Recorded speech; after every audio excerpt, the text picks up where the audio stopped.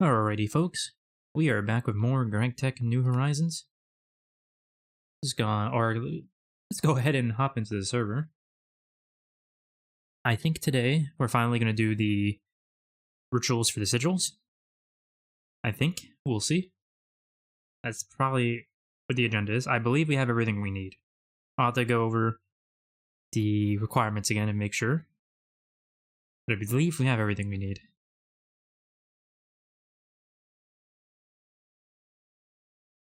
Looks like I'm the only one online too, so...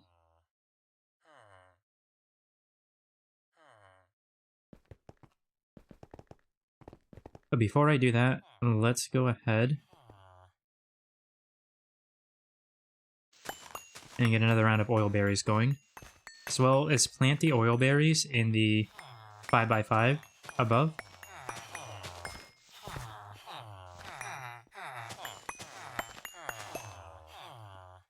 But I'll be planting another one, or I'll be running another cycle of perfect stats for them, because I will want more. I'm going to want a 3-layer field of them, most likely at the oil drill that Entropy Vex was working on.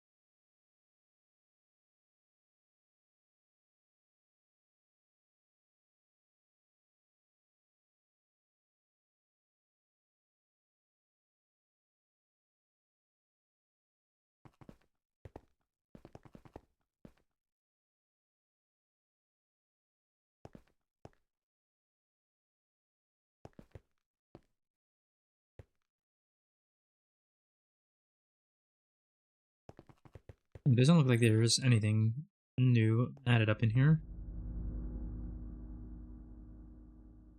I do need to see something though.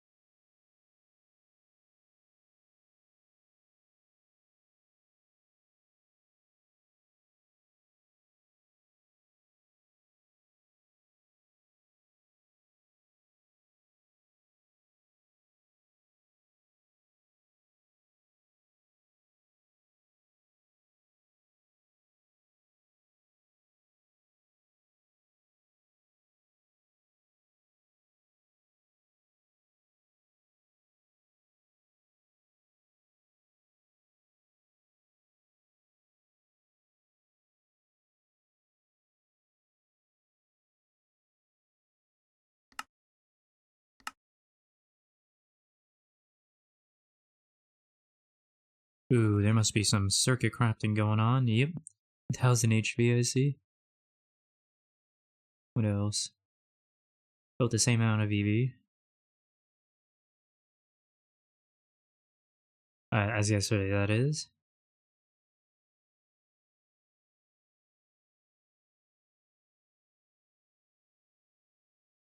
That is a lot of HP. I wonder what the plan with it is.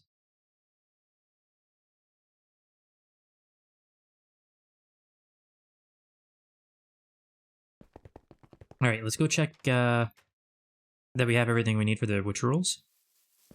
We will probably have to wait about 10 minutes to do the first one. Because I believe it's got to be at midnight.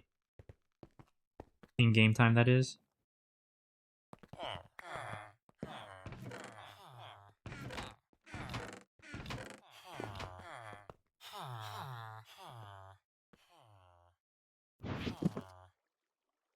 Yeah, you got an enchantment table.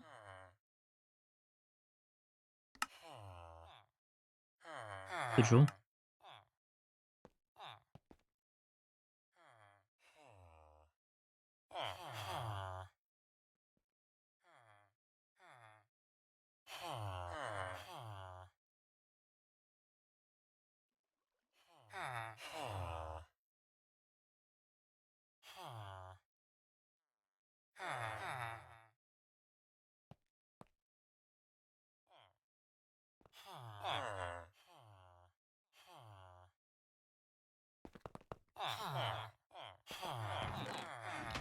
Let me go look at the reference real quick. I think we've got everything, but just gotta make sure.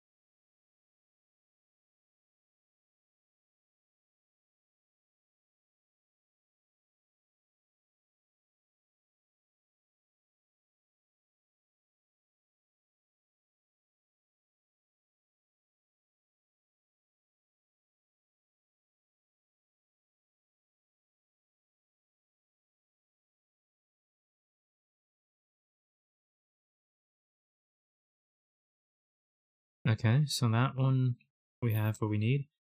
Now, for the stable sigil, so get this one.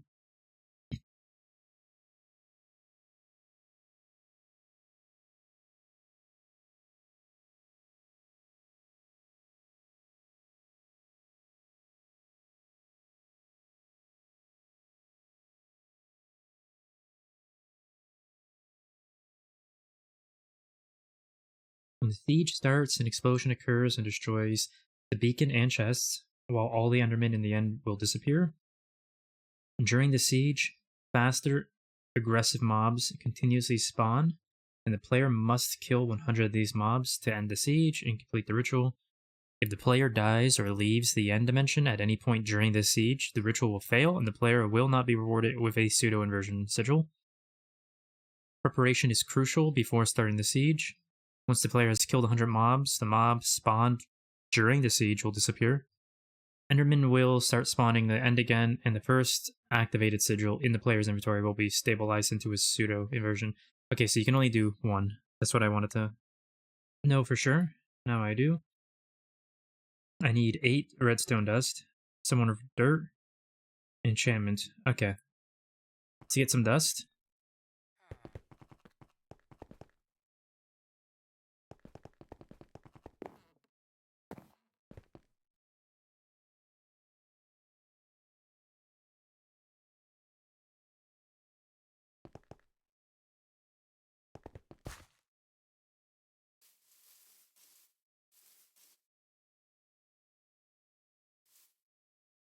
Perfect.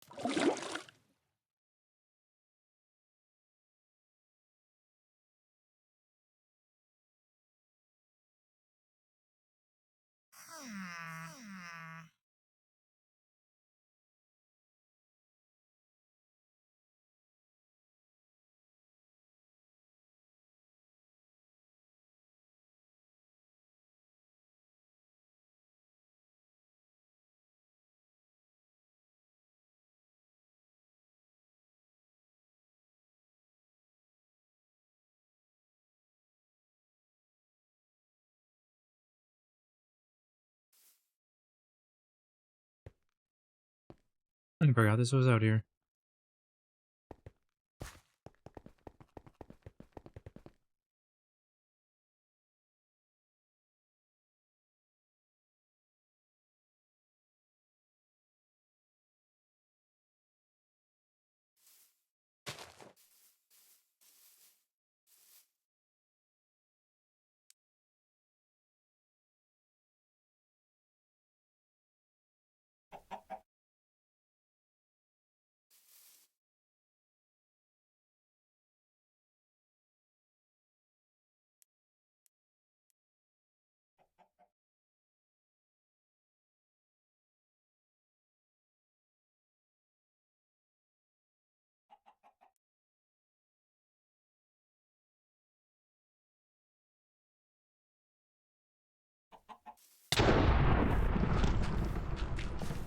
Ow.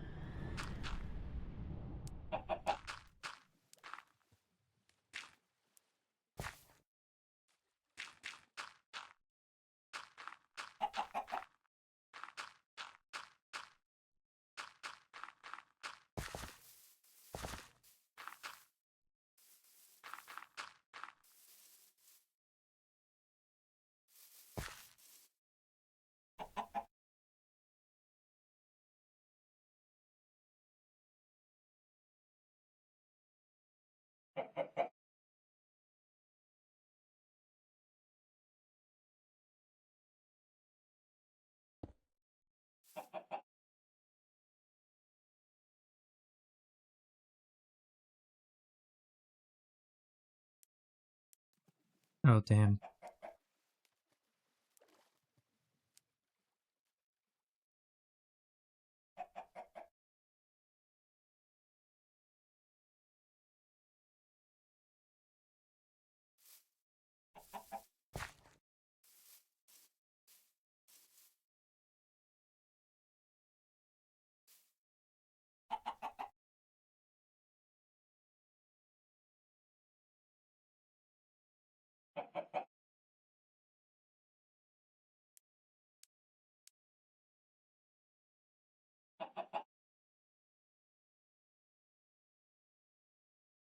Damn, hold on.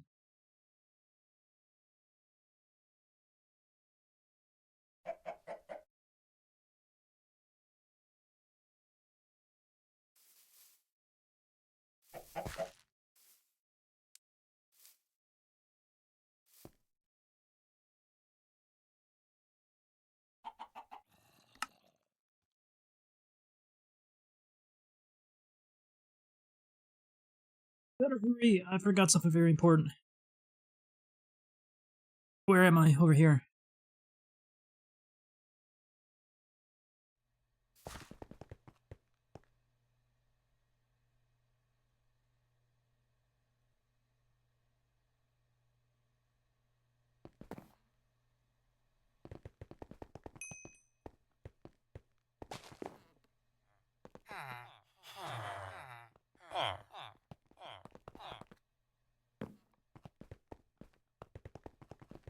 I can make it.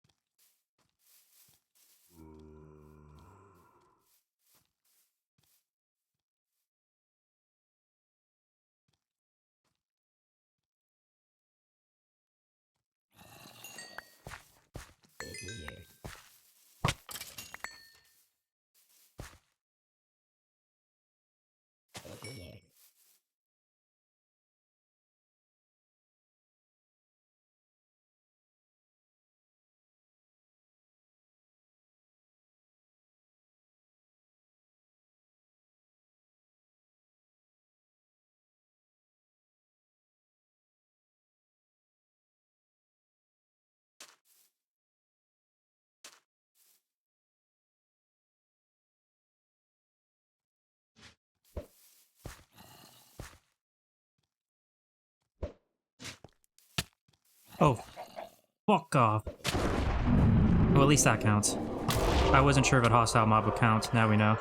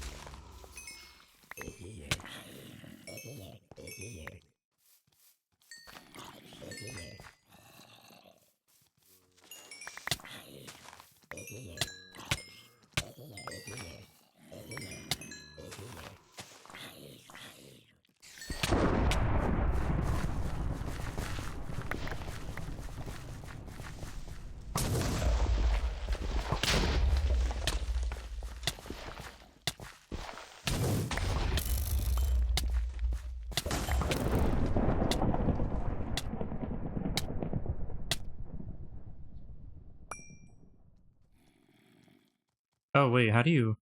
Do you need Silk Touch to pick up this cursed turf?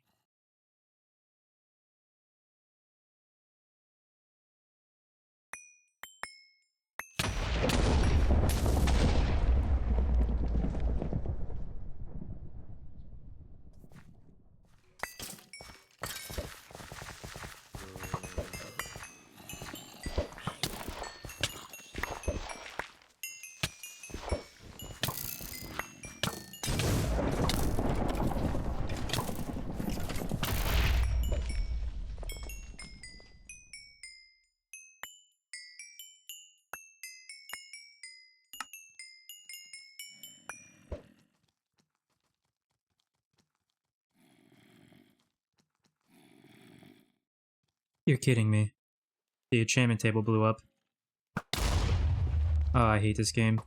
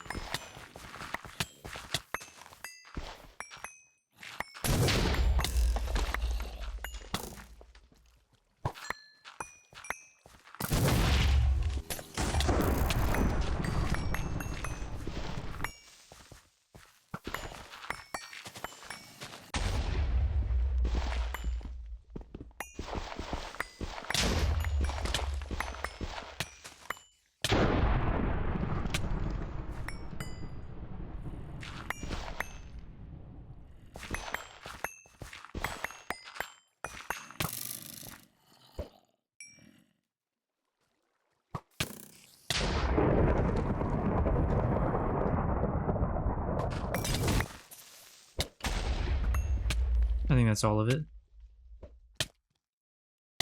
I think that's all of it, okay. Anyway, getting away from there for a moment. Oh, XT72. Hello, hello. Yes, you need Silk Touch, okay. Well, I'll remember that next time. I want to collect some. I didn't know that, so I didn't think I'd need it. Either way, I wasn't trying to collect it anyway, so not a big loss. What is annoying is I lost the... I'm really annoyed I lost the, what do you call it? Enchanting table.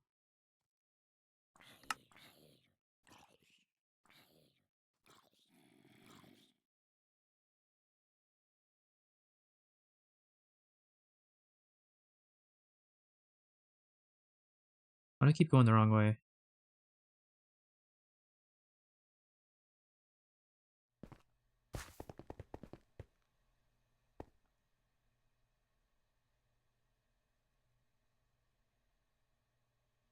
Okay, well, we have the Division Sigil now. Activate it. We have our beacon.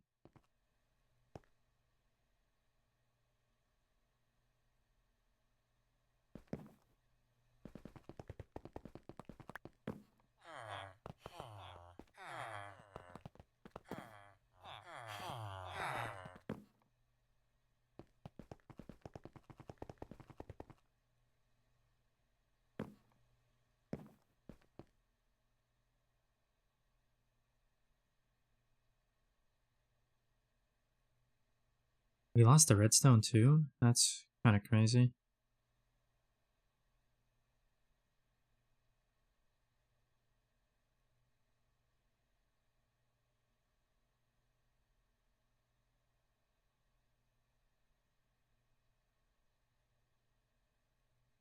Okay, I need to look at the next ritual. We're gonna need an iron golem, so...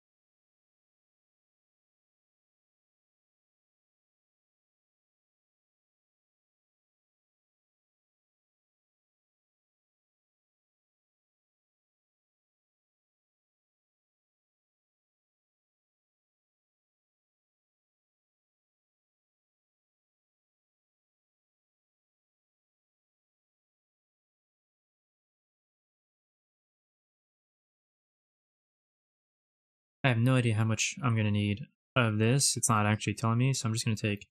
I'm gonna be really safe and take 2 stacks of each. Probably overkill, but... I'd rather be safe than sorry.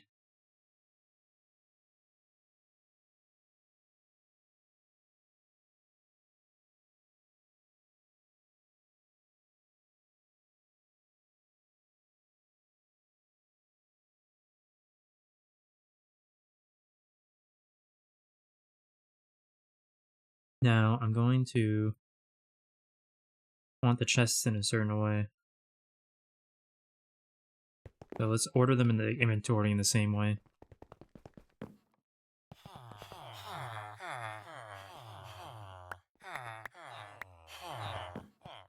This is the north chest, right?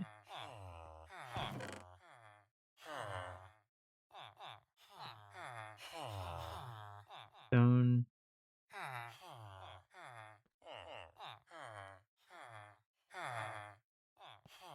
Hardened clay. Glass. Yeah, this is the north chest.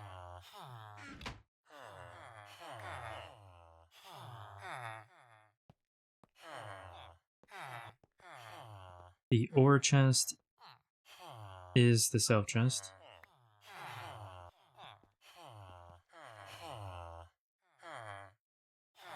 East chest is potions.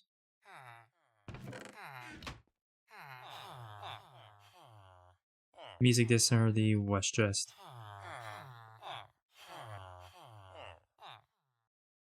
Alright, we have the chest. We have string, we have redstone, we have the beacon, we have the sigil. We have the iron golem. Anything else I'm missing?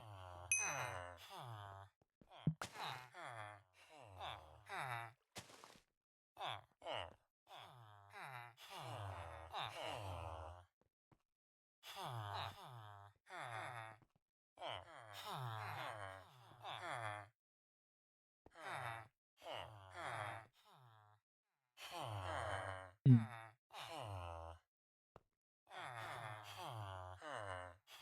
I wonder if you can rename dollies in an anvil. Honestly, I'm sure you probably can. Do we have an anvil in here? We don't. I wouldn't be surprised if you could, though. Actually, hold on. Before I do that, let's remove that and turn on the end portal. Alright. A little more inventory here. We got our flight pots. So I gotta upgrade my... Oh, we're all good here.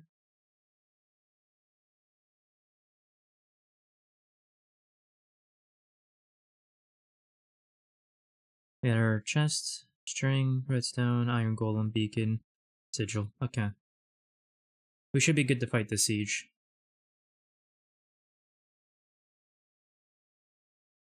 Actually, no, there is one thing I can do to help.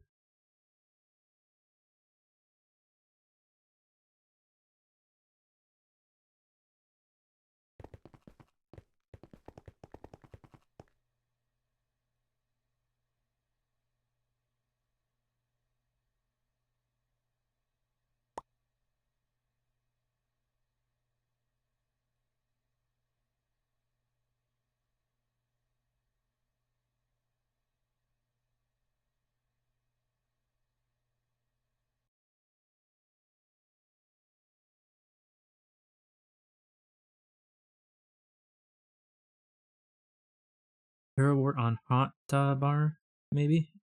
I have that over here. Well, that's a good idea. I didn't even think of that. That definitely is going to help. The shield build up, and then we'll recharge more viz.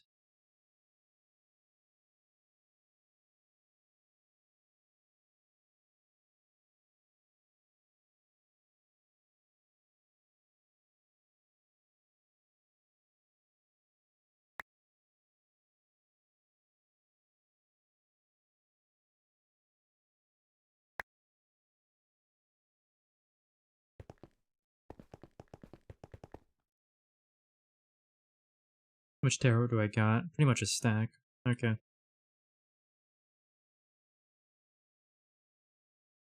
Now, I was told you can't use ranged, no crossbow. It's gotta be sword.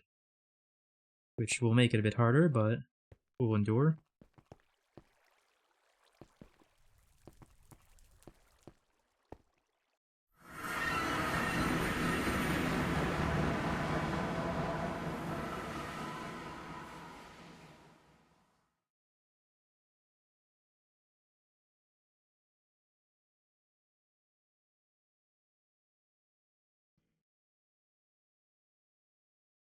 Let's do it right about here.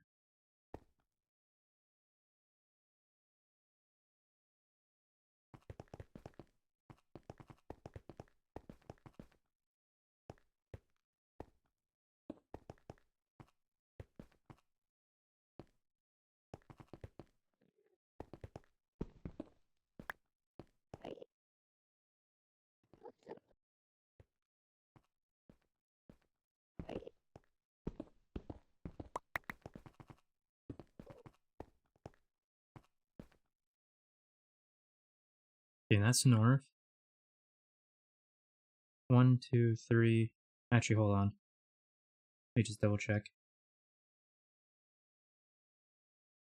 4 spaces between. So 1, 2, 3, 4. There.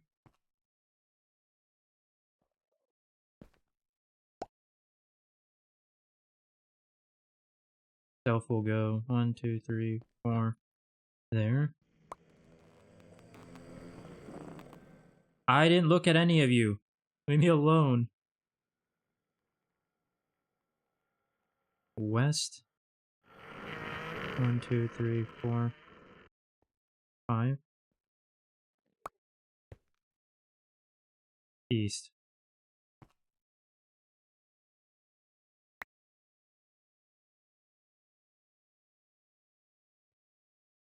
Okay. So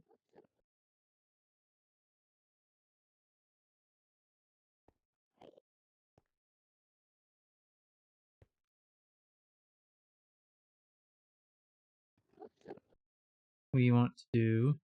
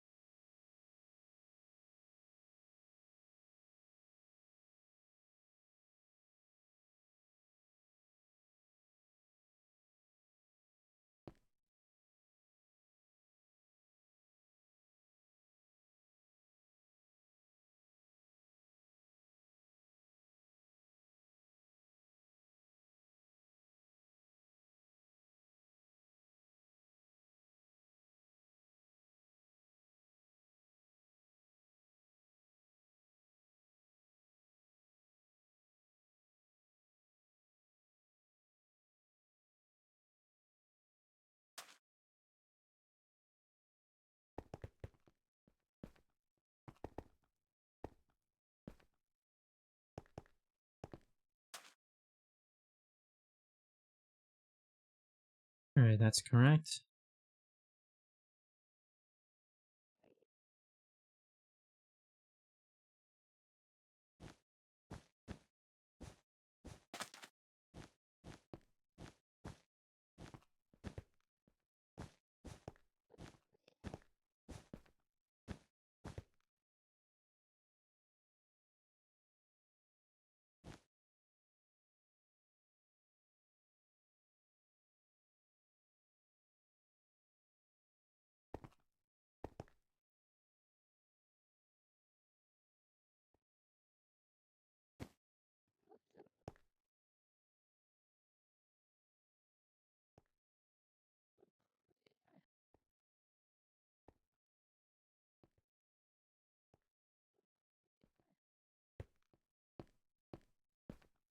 Okay.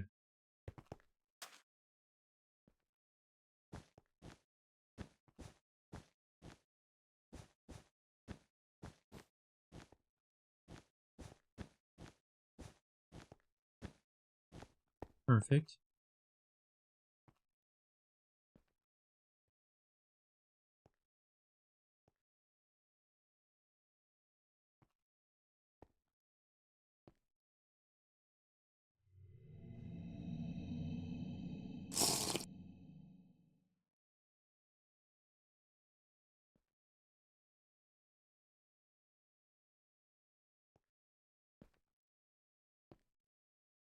Okay, so we just gotta do the sacrifice.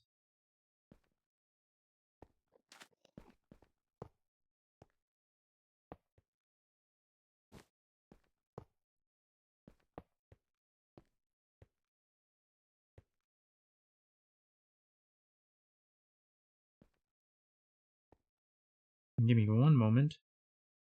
I'm going to quickly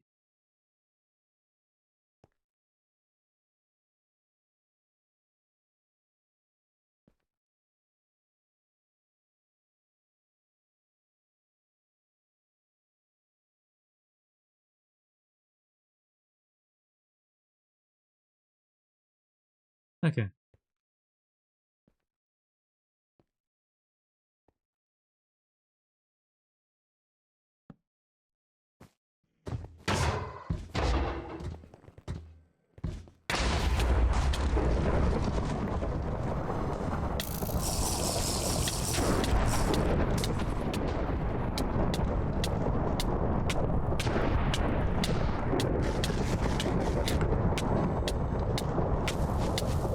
Where's my... There it is.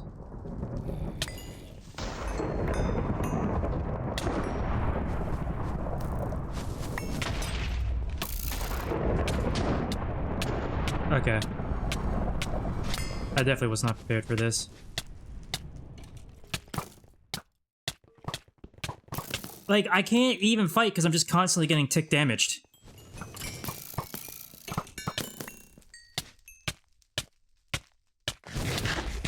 Okay. Hold on.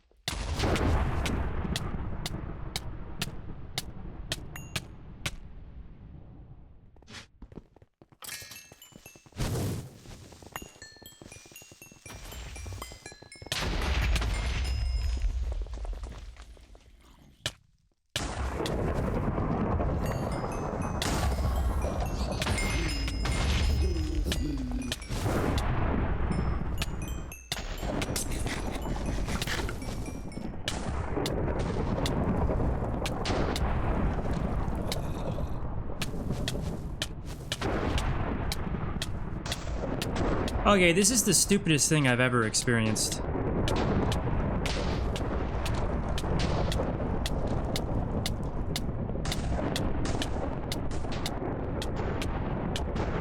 What am I supposed to do?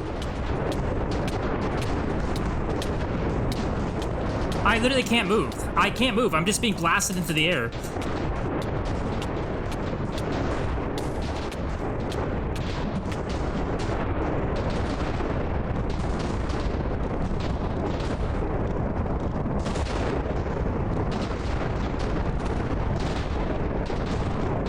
I actually just want to end the stream. Not even lying, I just want to, like, go.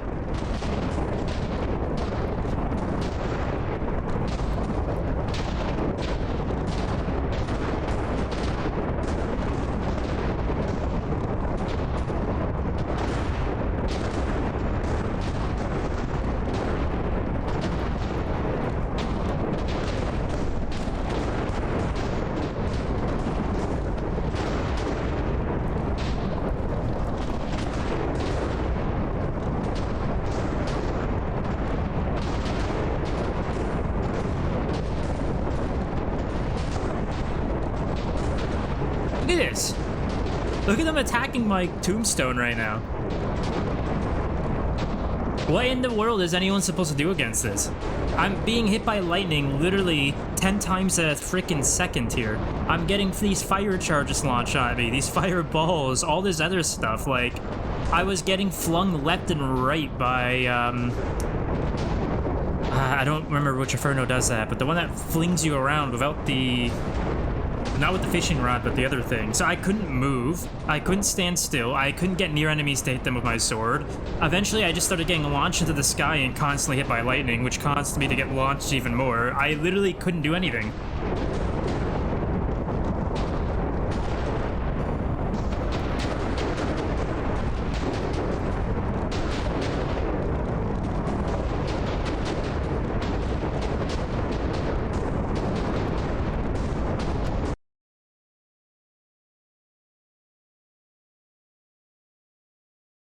Lightning should not be able to hit you under the roof. Well, that doesn't matter. It doesn't matter now, because that ritual's never happening again. Ever.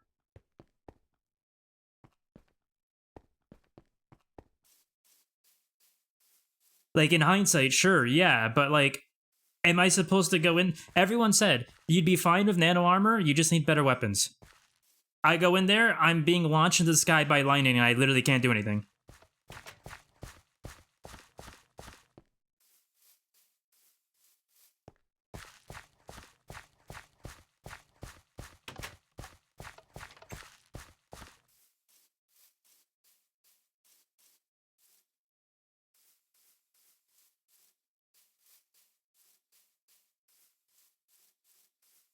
Like, the amount of work it took to get all that to go there and do that ritual is literally not worth ever doing again. That was supposed to be a one-time thing.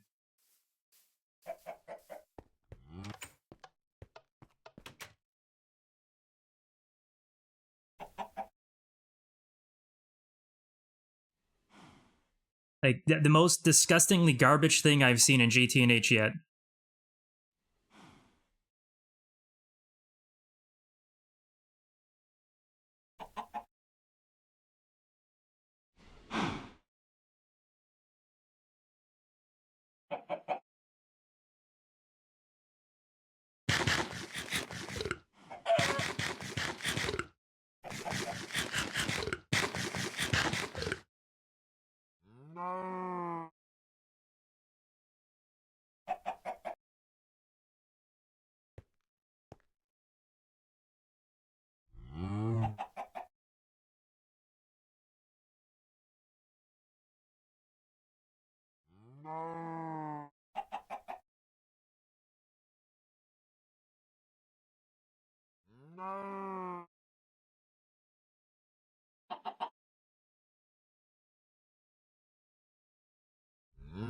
The guy you're guiding fight is in the same league.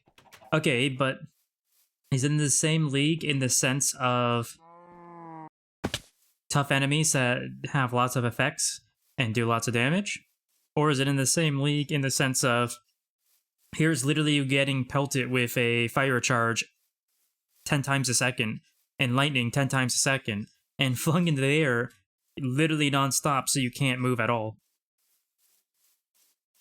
Because there's a huge difference between literally being immobilized by constant effects and attacks nonstop and high damage, high HP enemies. There's a huge significant difference between those.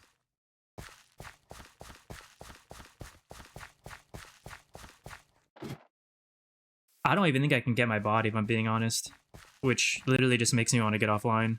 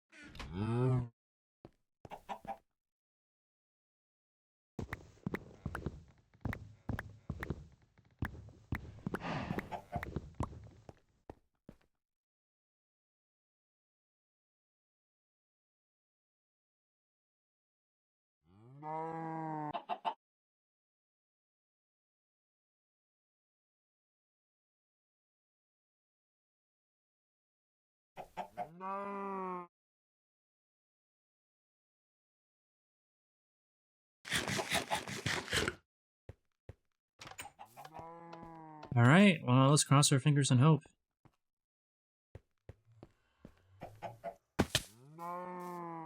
Off to a great start with that one.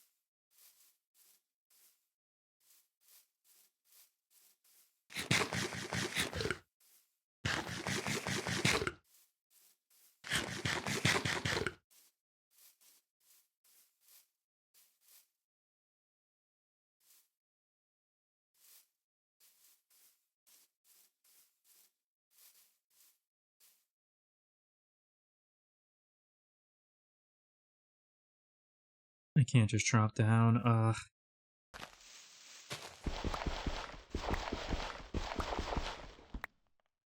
didn't bring a pick. Completely forgot there was nothing down there to fall into.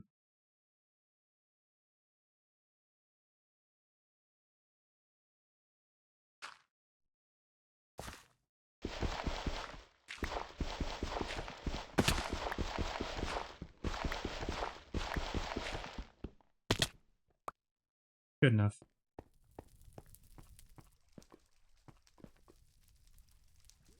I'm gonna let my harvest build back up before I go in.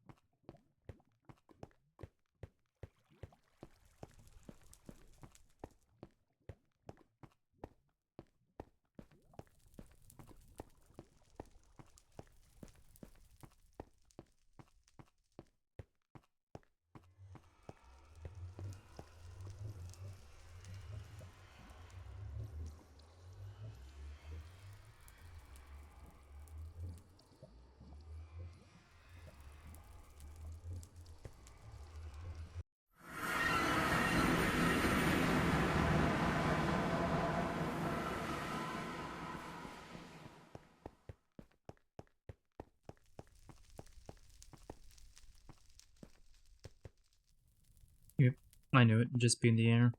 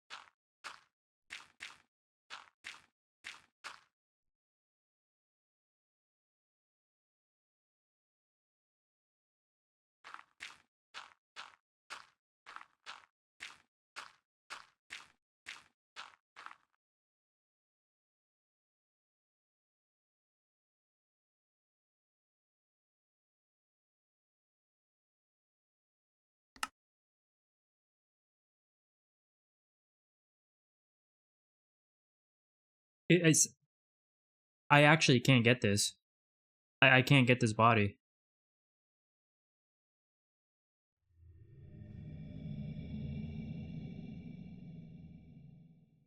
I literally can't. Unless the end is different than the overworld, maybe I can. But I'm not sure if it is.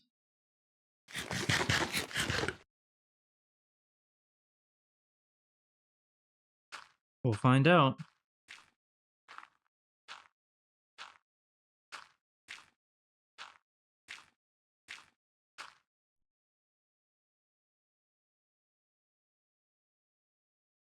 So I just don't think I brought enough dirt on top of that.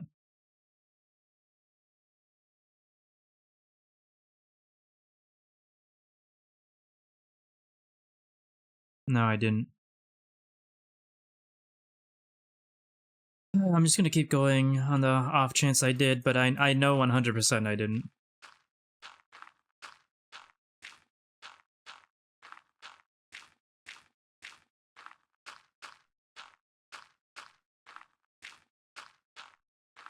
Well, we're gonna find out in about 60 blocks if it's like the overworld or not.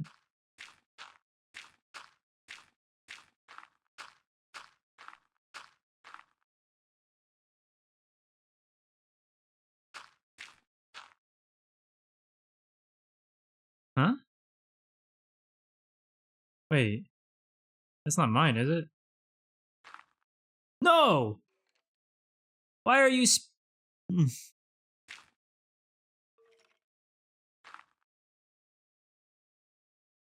Can't read it if you're there.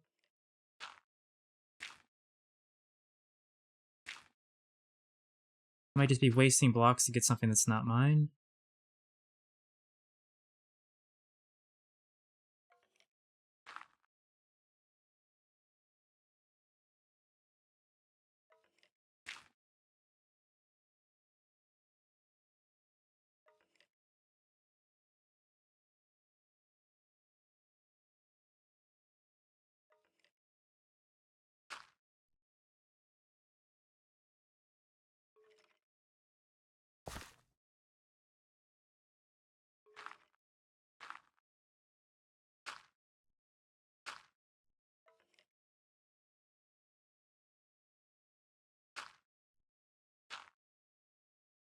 Why is the font so atrocious on that?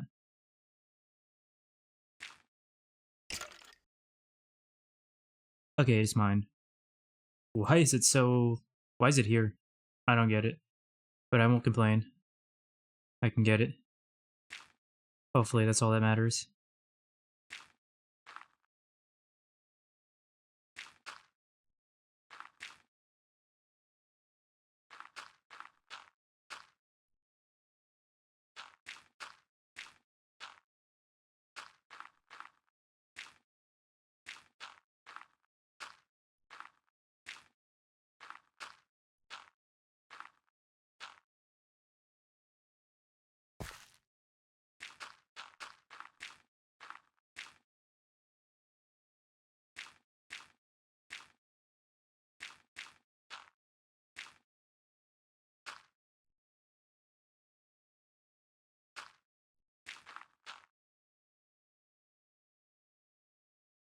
Because the game can only spawn grave and build limits. Okay, that makes sense. We are at 250, right?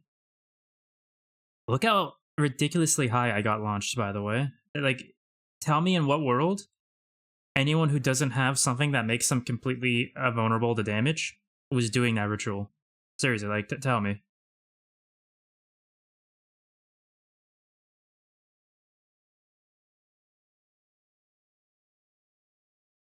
Hmm.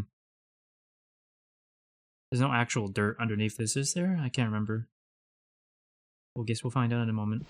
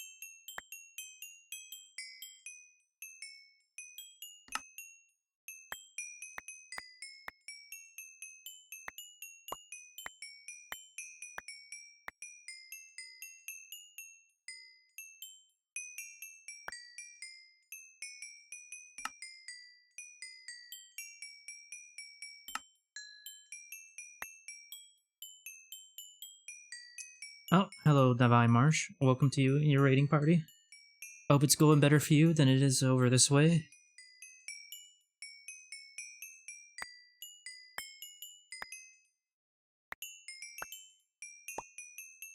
I think it's just food left, right? Food and mob drops, looks like.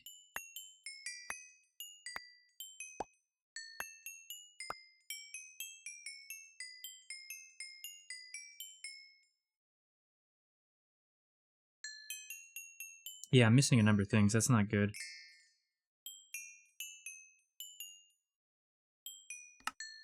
Like my, what is it called? Healing axe. I'm missing that. Pretty sure. What's the controls here? Travelers.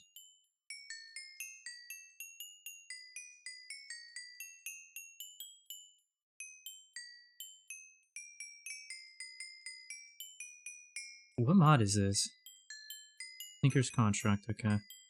Why, what's up? Oh no, did you die? Yeah, I died, and it was really, utterly bullshit. Ridiculously so. I don't remember how you put this on. Oh, it goes here, okay. And then this is just... No, that's not right.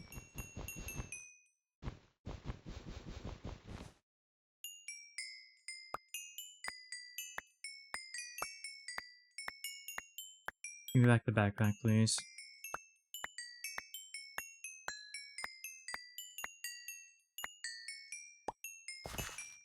Where's the backpack?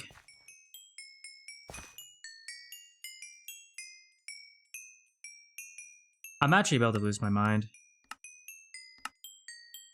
Oh, it's just magically on me now. For no reason. Okay. Like, at least it's not just voided, but, like, it's just magically on me. I don't know. I don't know, man. Game's so troll.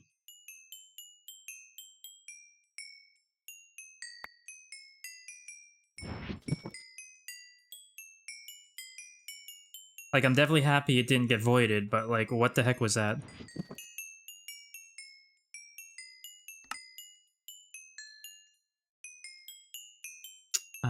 How do I...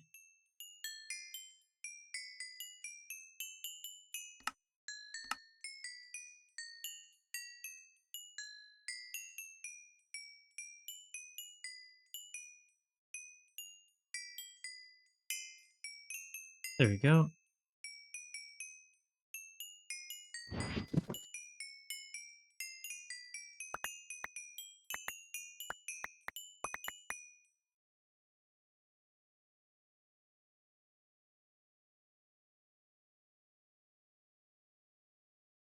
Alright, and so the rest of my stuff that was missing, that I was worried about, was just on my Traveler's Belt. It stays in the Traveler's Belt when you remove the belt. I didn't know that.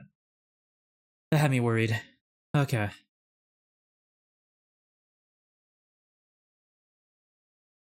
What?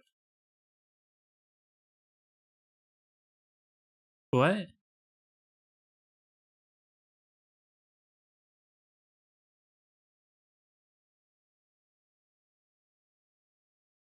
What? Is this my original color applicator? The one that just vanished and was never seen again? Like, it's just magically here when I died? Weeks later? I'm so confused. Why? How did that get here? Why is it here?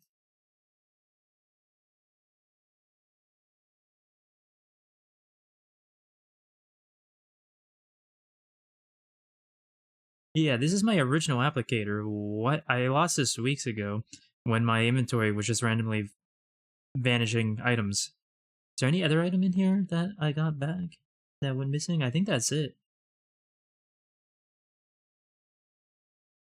Oh, the builder's backpack. That went missing too.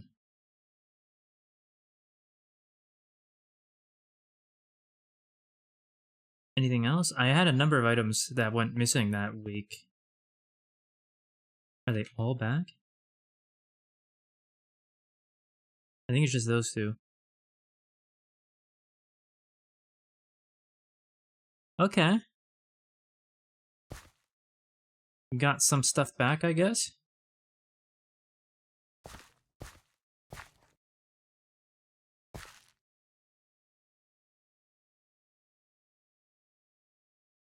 Oh, magic death, yeah.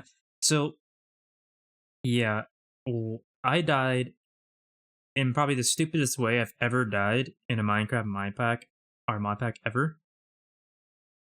I came to do a ritual to get the stable sigil here. I start the ritual, and at first I'm doing okay, but then suddenly I'm getting flung around with a force every which direction to the point that I can't move, so I can't kill anything. And then I started getting hit by a lightning, literally like once every 3 ticks, so like at least 5 times a second. And I was getting hit with fire charges at the same time, so I was getting launched into the air, and eventually I went 600 blocks into the sky and just died from all the lightning and fire charges hitting me. I literally couldn't move. I was just getting blasted into the air until I died.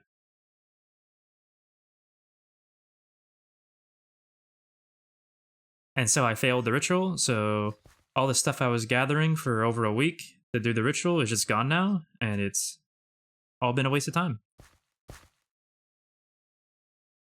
It took like over a minute of being flung into the sky to die because I had so much hearts and my armor. But like eventually when you can't move and you're just getting bombarded, you eventually die no matter how much health and armor you have. So that was glorious, you know?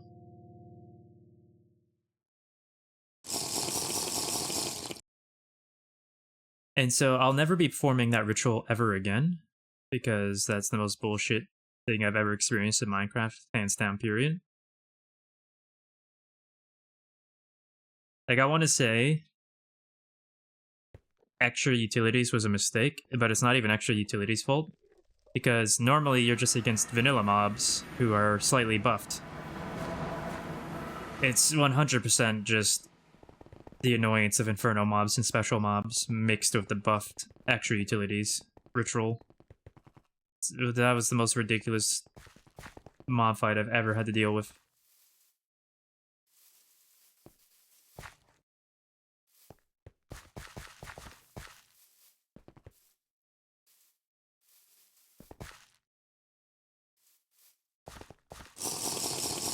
Going through Divine Journey portal and being killed repeatedly instantly while the world was loading. Yeah, but here's the thing.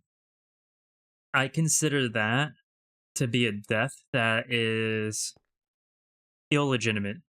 The world hasn't even loaded in, and you're dying instantly before the world can load in. I consider that bad game design in the sense of the mobs are getting to exploit something they should not be allowed to exploit and illegitimately killing you. As much as my death just now was bullshit, like, as I said, I couldn't do anything, I couldn't move, I just got flung into the sky, but at the same time, if I was more prepared, I mean, I still would have been flung into the sky, not able to do anything, but I could have been immortal and not died, you know? That would have been still a thing. Like, I'm trying to defend my death here by saying it's not so illegitimate that it's borderline an exploit, like dying while loading into a world, but you know what? I can't. I can't even. I can't. No, it's just the most. It's an illegitimate death. It's bullshit. Literally couldn't do anything. When you literally can't even play the game, it's a problem. All right, so I came to drop off. I don't even know why I'm trying to defend my death there. There's nothing defensible about it. That was terrible.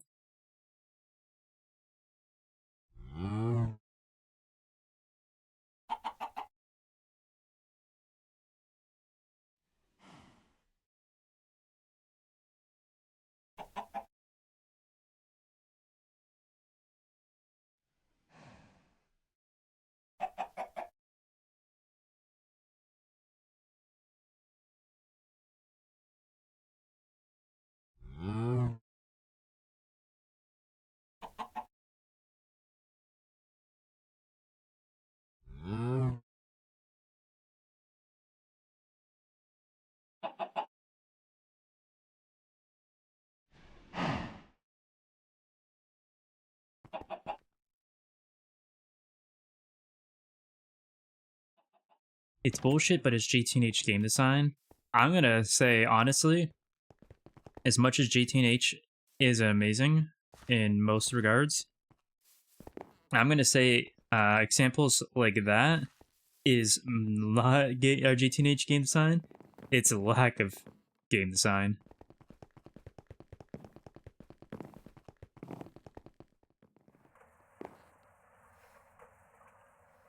Because I bet you most people aren't even trying to ever do... Whoops. Most people are probably never trying to do the ritual that I just did on GTNH. Because is there not... Yeah. Yeah, there's bees for it, is there not? Is there not bees for... Hold on.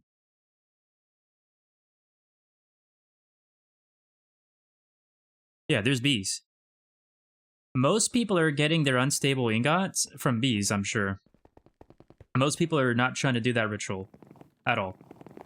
So I consider that lack of game design in the sense of an oversight, as in how many people have actually tried to do that ritual in GTNH and had to deal with the Inferno mobs, special mobs, and buffed extra utilities on top of that, and realize just how utterly insanely bullshit that is. It's compared to comparable, or I cannot speak. I'm so livid right now, I can't speak. It's comparable to Inferno Ender Creeper teleporting right in front of you in your base and exploding. Yeah.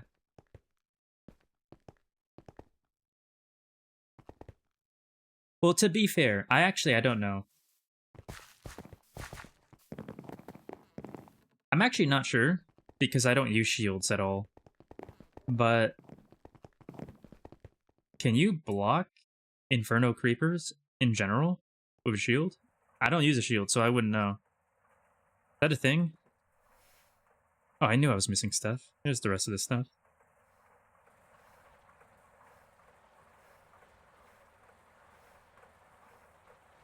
Because if you can block it with a shield, then, like, at the very least you have that going for you.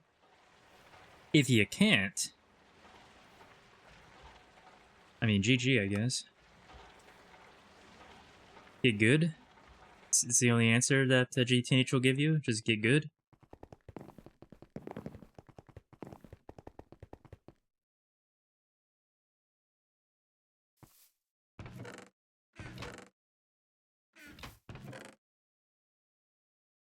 I don't know.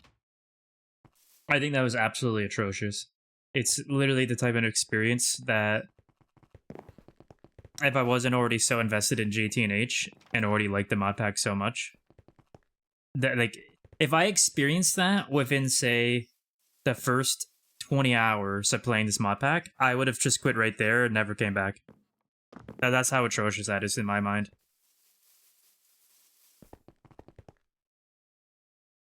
But again, I'm sure most people aren't experiencing that kind of level of bullshit, considering they're probably just doing other ways of getting unstable ingots. Like, do the first ritual, super easy, get your 256, maybe do it a couple times, get a few more, get bees. Never have the problem I just had.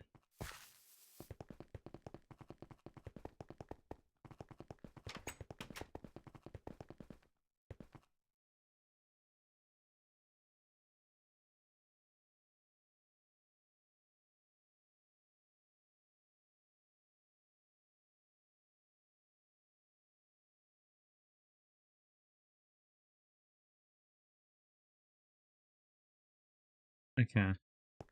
I don't know what to do now. I don't know what I want to work on. My whole day was about the rituals, and, well, we just saw how that went.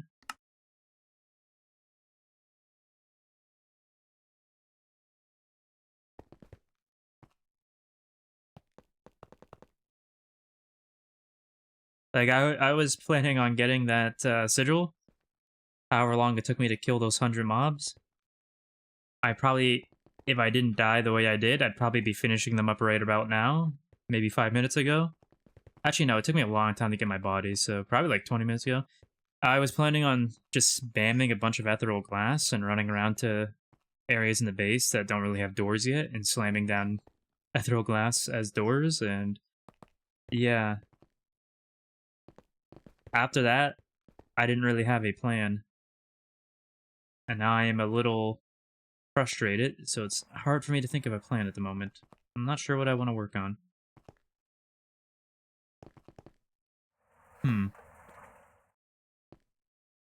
What can I enjoy after that atrociousness?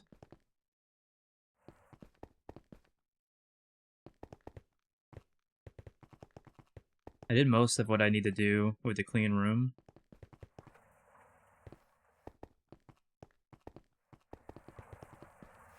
I actually haven't looked at our quests. We're not done, damn. If we were in IV, oh boy. I would have just started crafting as much multis as I could. Let's see, let me look at these again. I really don't want to do these, because I've never touched the nukes at all. This was a retrieval? We need a quad fuel rod. It's gotta be depleted, though. Yeah.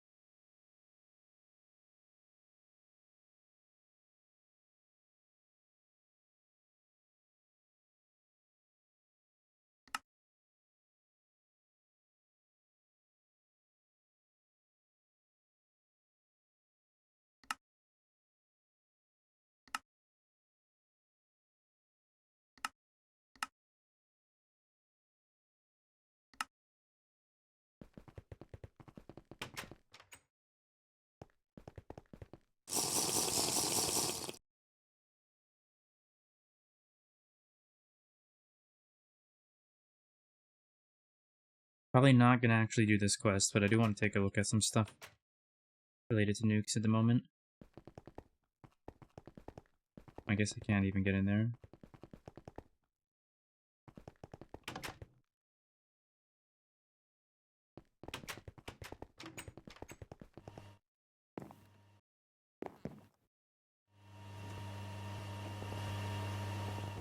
I can't get any. I can't get into the nukes now, can I? They've all been warded up, haven't they? Well, I guess I don't even get to look at what I was gonna look at then. So, I'm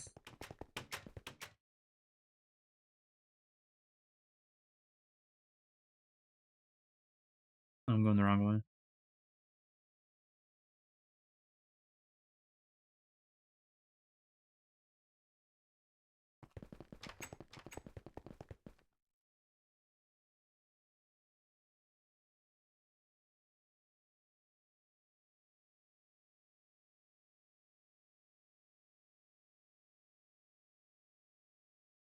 I don't know what to do with myself. There's not much I can think of off the top of my head that's in need of any kind of critical work at the moment.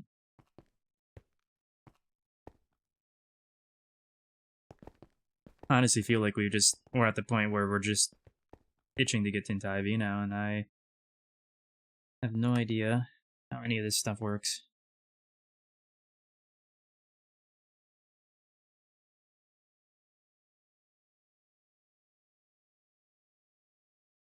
Oh, you know what, Divine Marsh? I am so sorry.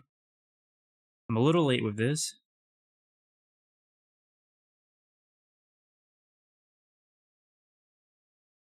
I give you a shout out. Thank you for the raid. I just, I was really focused on getting my body back and not losing anything to the void or dying again immediately. I should have gave you a shout out earlier, though. That's my bad. Okay, let me see.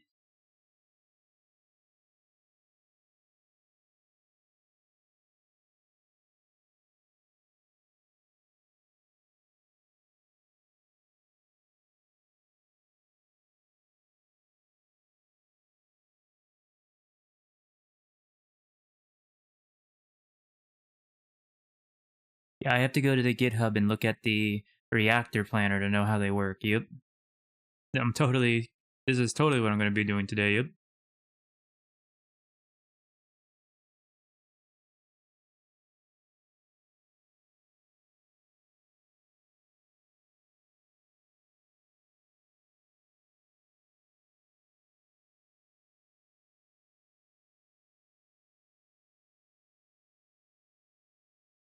Oh, if I want to just know how to use them, I can go here to look at the signs.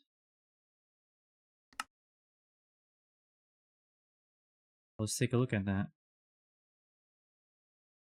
Thorium 1920 EU design.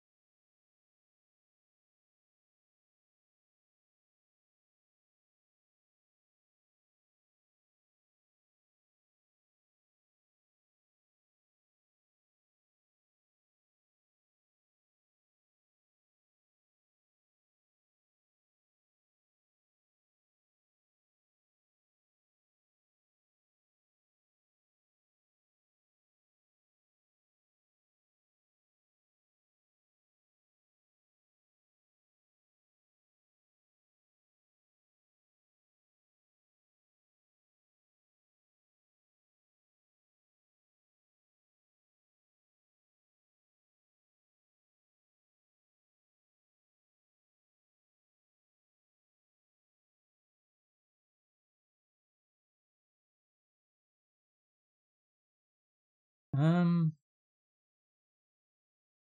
yeah, I don't know what I'm looking at all, really, if I'm being honest. Need component heat exchanger.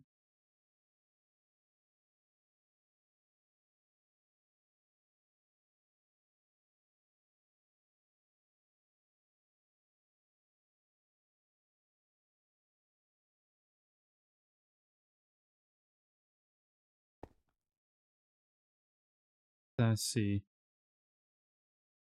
Okay, let's go to nuclear place, because I think all this is auto-crafted there, passively. Alright, I gotta go. You have fun? Alright. Well, thanks again for stopping by, and thanks for the raid. Enjoy the rest of your day.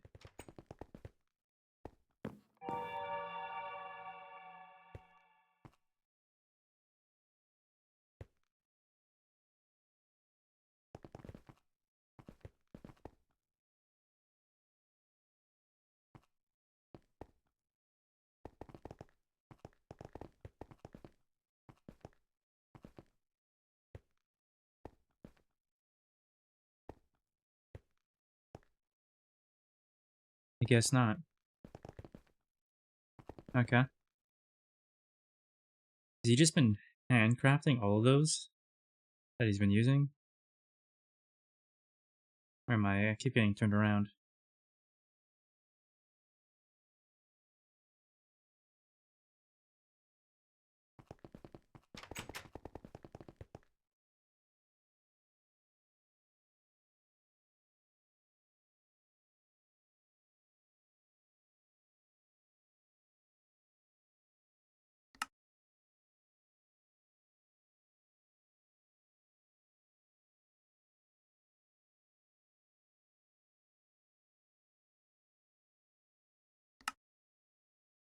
Hmm.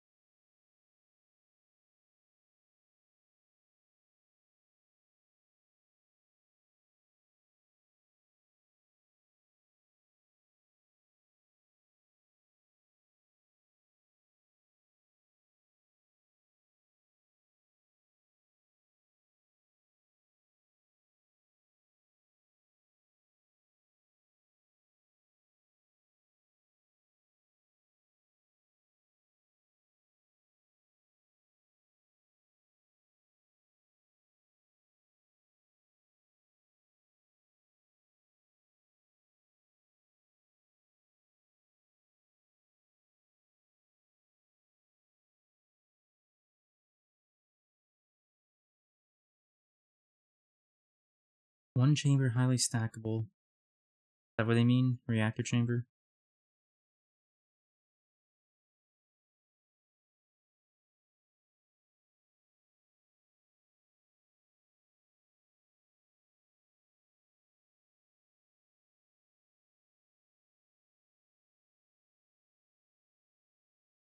I'm looking at the setup for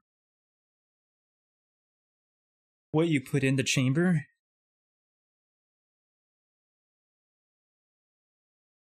What I'm wondering though is, how do these work in regards to... So if I use the setup, it's going to take 4 quad fuel rods of thorium. Obviously, that's how you deplete them, by running these. What I'm not sure about is, do I actually need to use the power? Or will it just deplete over time, even if nothing is using the power? And how long does depleting it take? Those are the two things I'm not sure about. So I have to use the power, I'm not even going to bother trying to do it. If it just depletes on its own, I might try to do it. I don't know. Other thing I need to know is... Yeah, I can't make a Warwick glass. Is this... It is auto-craftable, okay.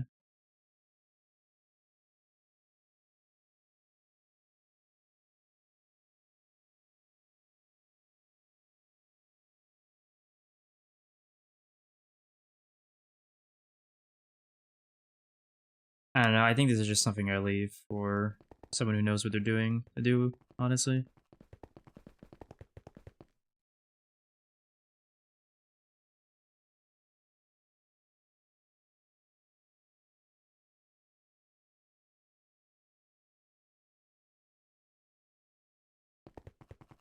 You know what I didn't do at the start of the day that I completely forgot about? I didn't plant the oil berries.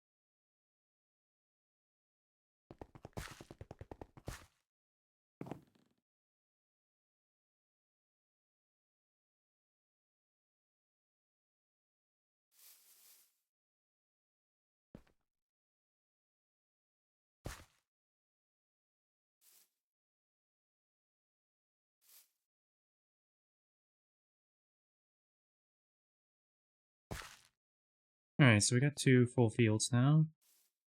That is nice to see.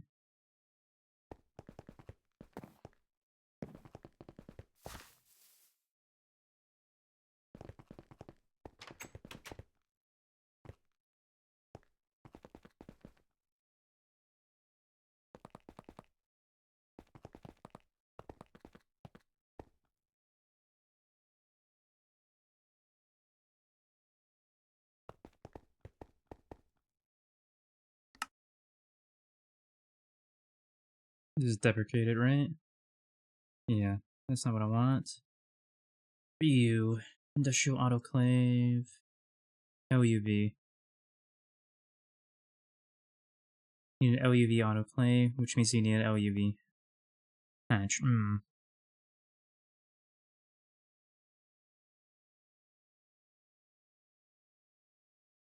Or I mean LUV hull.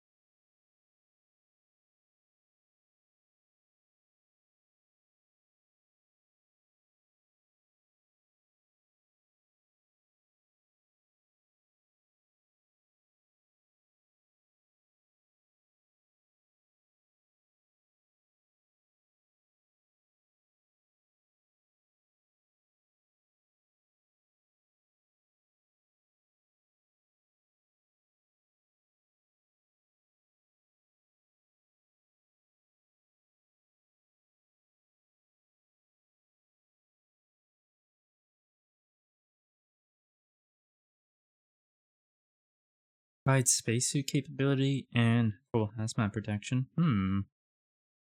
Is this the next step after the nano suit, I assume?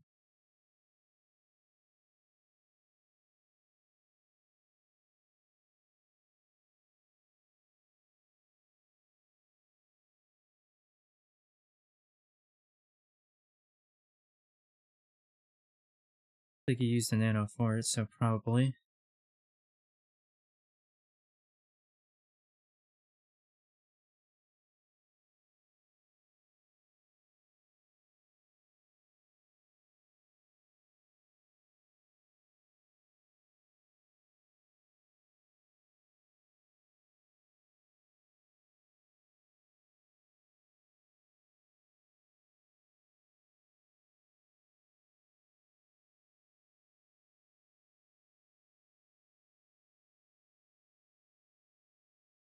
Okay, so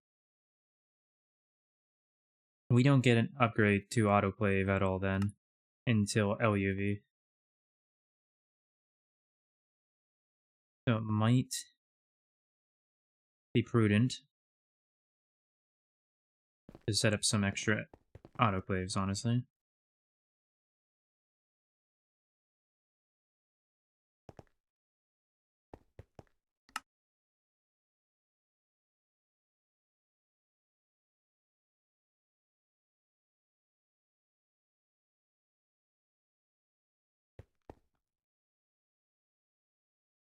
Before I even make them though, let's plot out the space for it.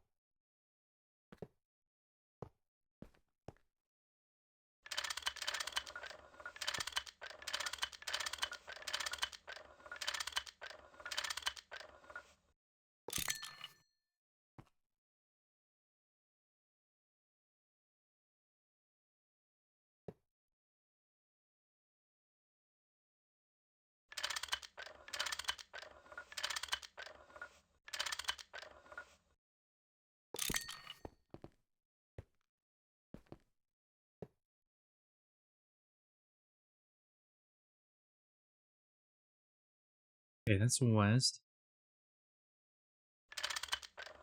Chain facing west. Okay, that's right. The back just looks the same as the front, apparently. I didn't realize that. Getting a little confused there, but...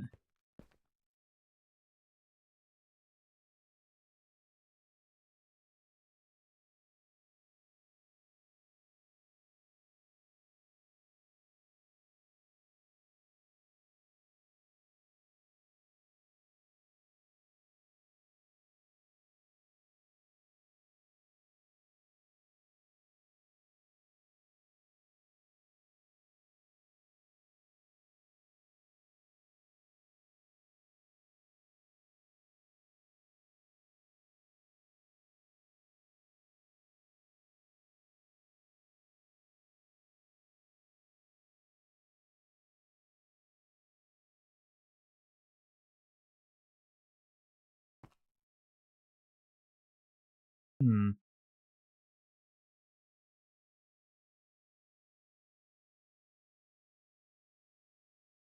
If I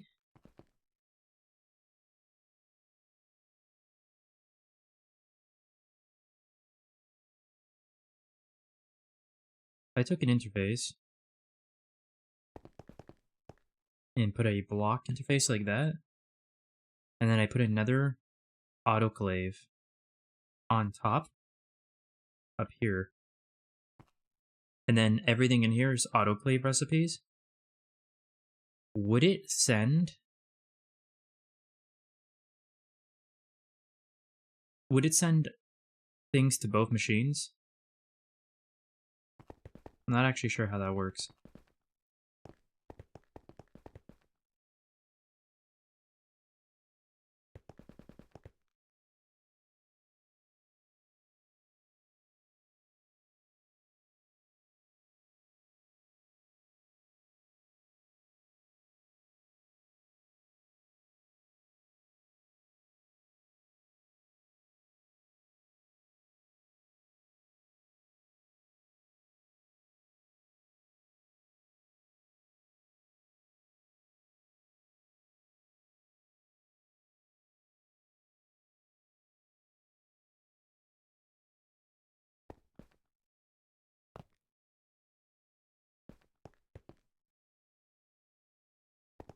Well, either way, I don't think it's necessary anyway, for what I'm trying to do at the moment, but it is something I am going to want to know in the future for sure.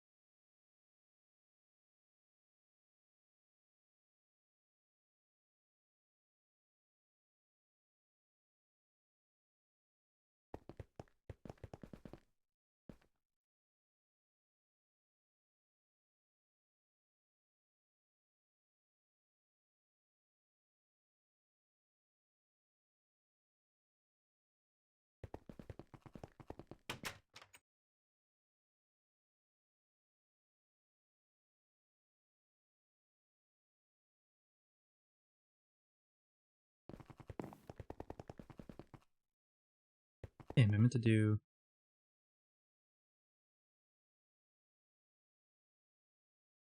Yeah, I meant to do duos.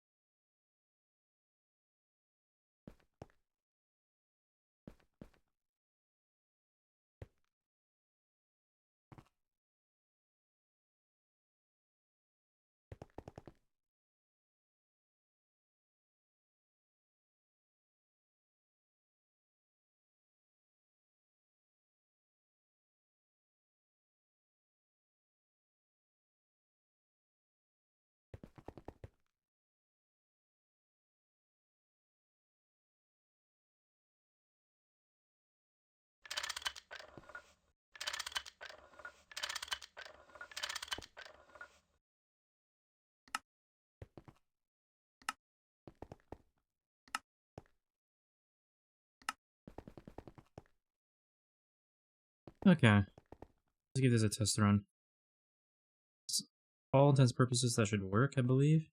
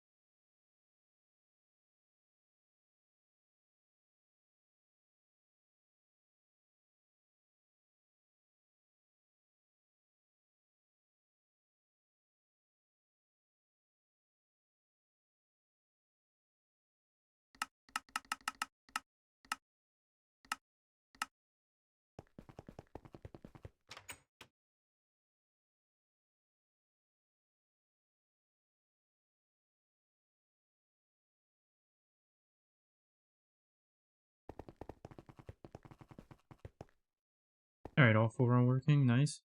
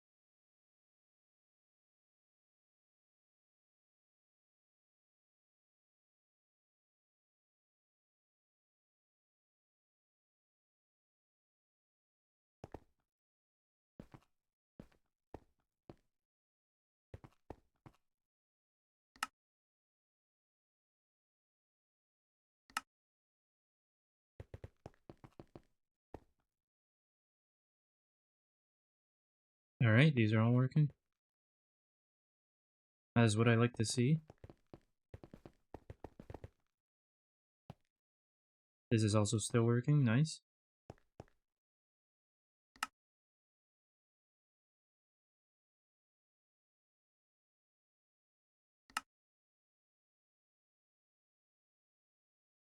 Okay, well that's infinitely faster.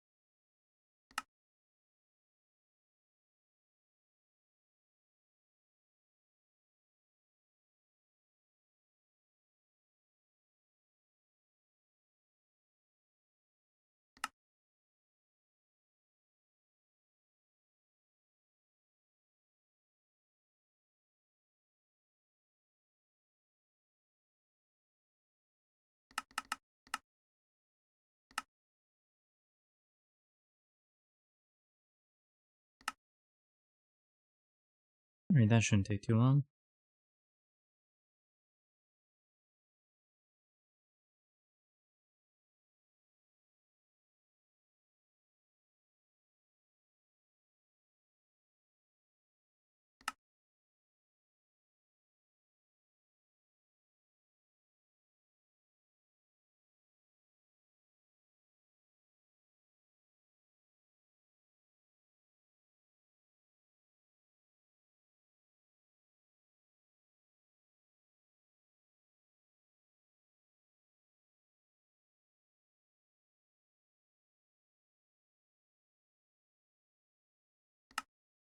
Oh, whoops. Did I already forget how this works?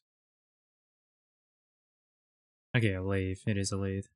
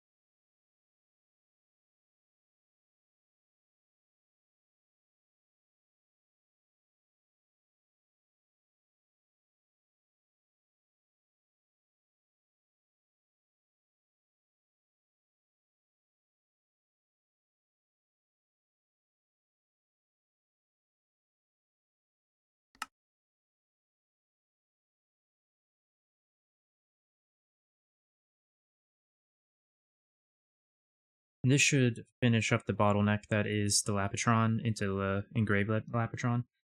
We're doing more parallel raw Lapitrons, more parallel Lapitrons, and we'll be doing more parallel engraved Lapitrons. The Essentia and Fluid and whatnot, the stuff is already paralleled in the forming multi-block, or forming press multi-block we have. So this should be the last little bit of bottleneck curing, hopefully. At least for that particular line of stuff. Which is using a number of things. Like the fluid stuff there, that goes into duo interfaces, which have been really slow to get more than 2 going. So that should help with that. And a number of other things.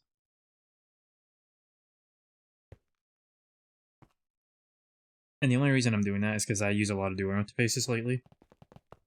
And we'll probably be using a lot more going forward. And there is no... At least I didn't see one. Maybe I missed it. There's this.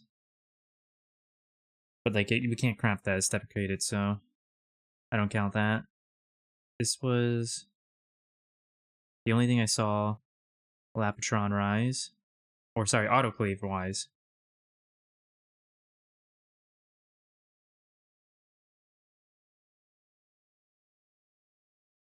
Wait, am I dumb? Oh, that's Lave. I'm not trying to look at Lave. I'm trying to look at...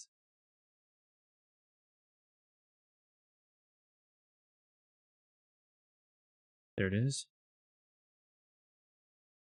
Yeah, this was LUV. We need LUV hulls. So we won't be able to do this. So we don't get a autoclave next tier, so I'll also make a few single block autoclaves to make up for that. It's one of the few things, single block wise, that we won't be getting multi-blocks yet for in IV.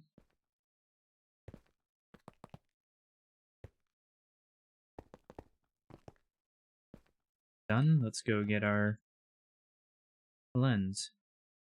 There we go.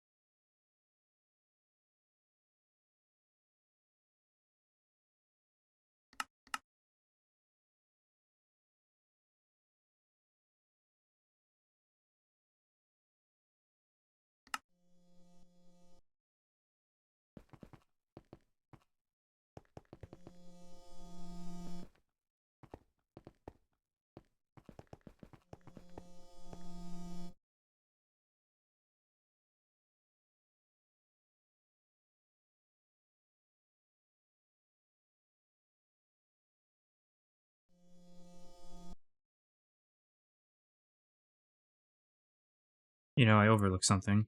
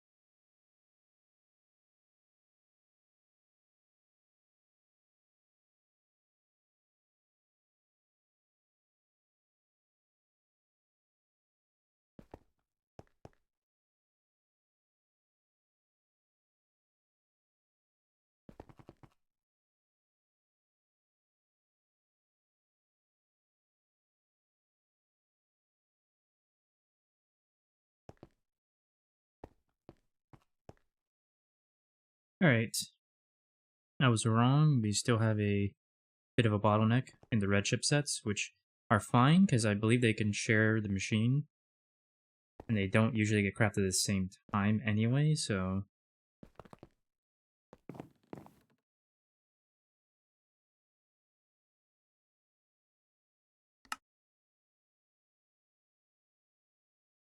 Yeah, because it makes red chipsets, it mixes it with certain plates in the forming press, so while that's going on, you'll get the red chipset getting made, and then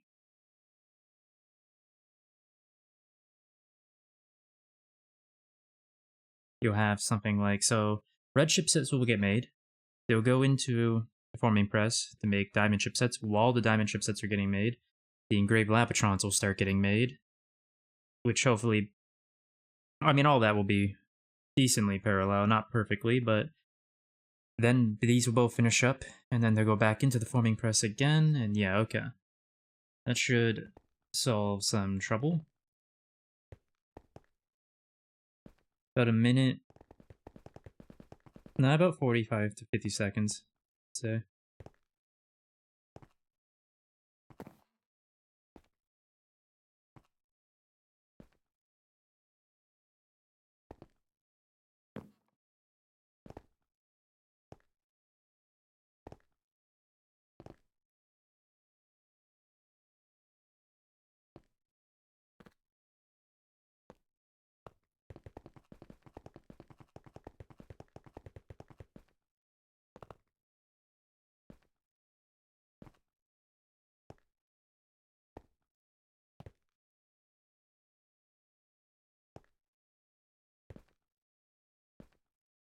Alright, they should be done now.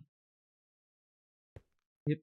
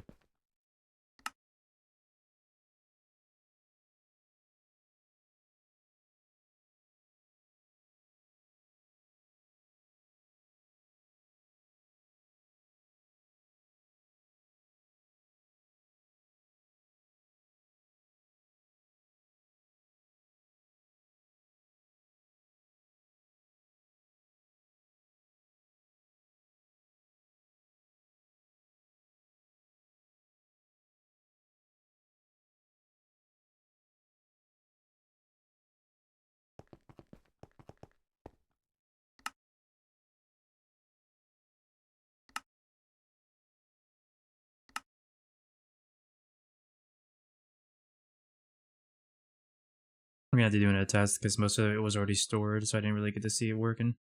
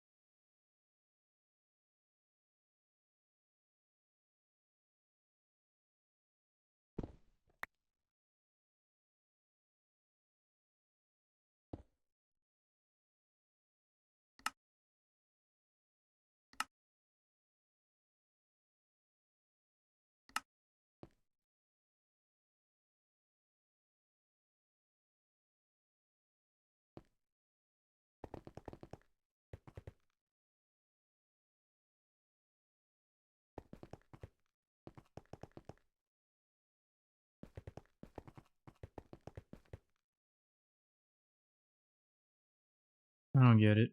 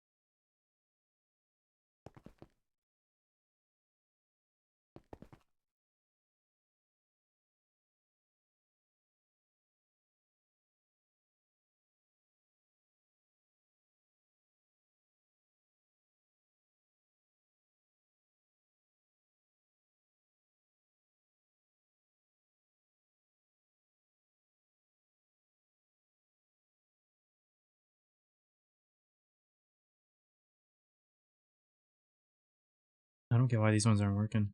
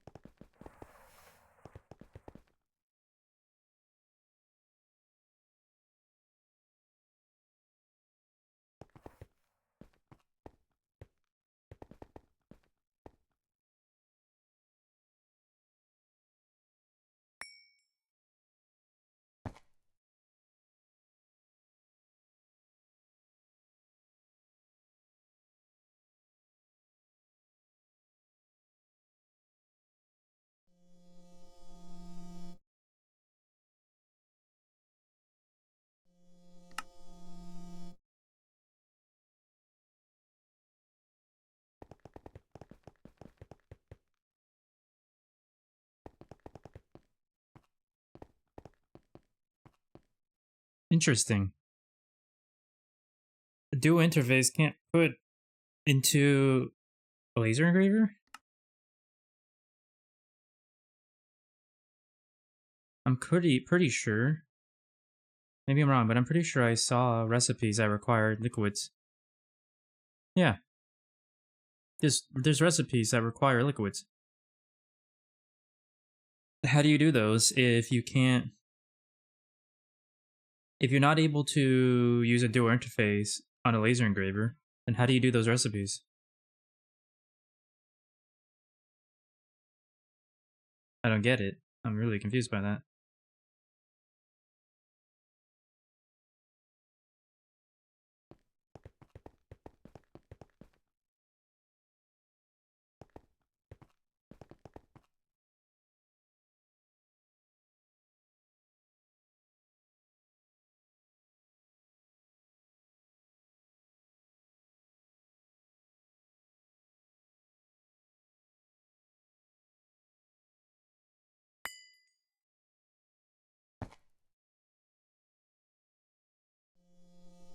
Oh, now it's magically working.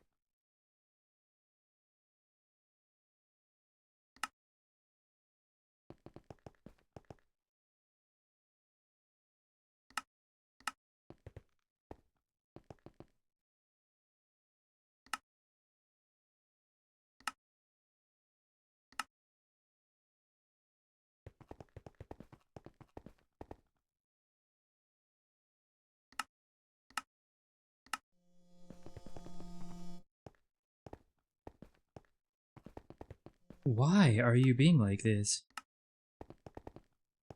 This is so irritating. Now these ones are just magically not working at all.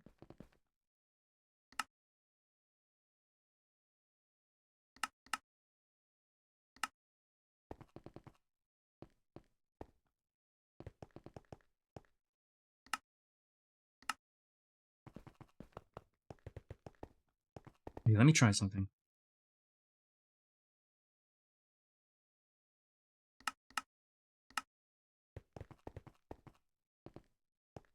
No, of course not.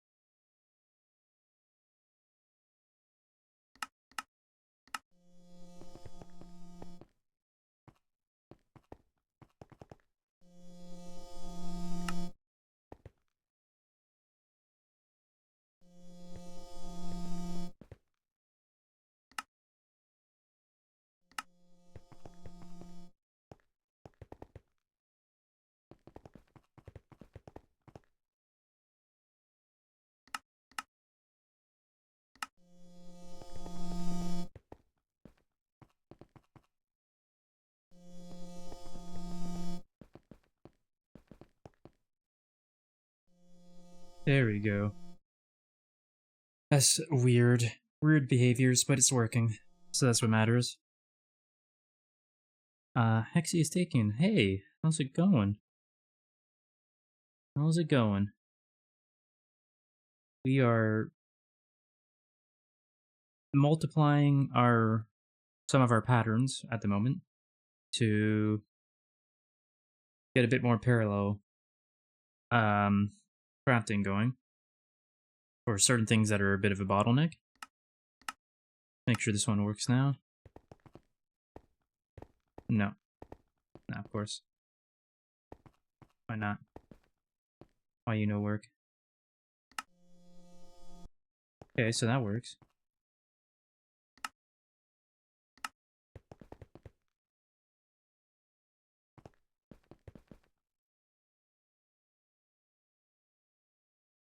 But yeah, how's it going with you?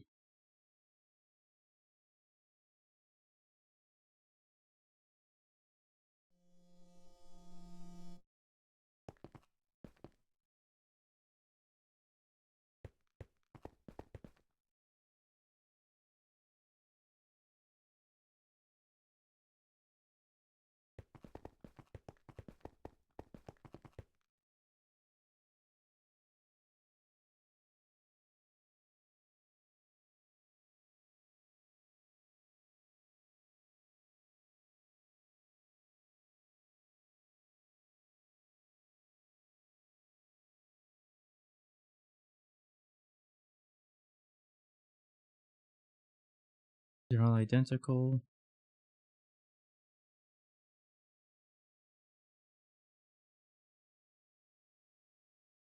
This might be because of a different author on this one. Let's change that up. Hopefully that helps. Put that back. And pair them again real quick. Alright, now let's try.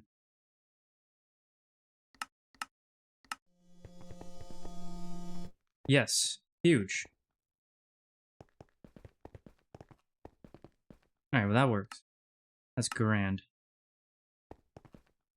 I just ordered 128 Naquita generators in ME. This will be spam ordered.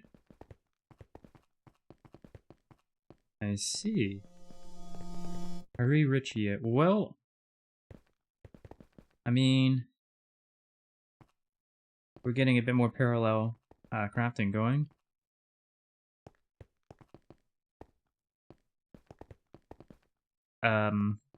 I should have been super ultra duper rich in unstable ingots right now. But this mod pack is other atrocious garbage when it comes to mobs. So that didn't happen. I legitimately almost turned my stream off at 45 minutes in and called it a day. Did you ever get to use PAs? God, that looks painful. Oh, I died horribly. It was the stupidest death I've ever had in GTNH. Not sure what you mean by PAs. Do you mean precise assemblers? Well, don't you worry. I'm probably going to, at the very least, go back and do, what do you call it? A clip for each ritual, and then the death. Processing, right? I don't think so. But this thing should generate 500 to 700 billion EU per tick. Oh my.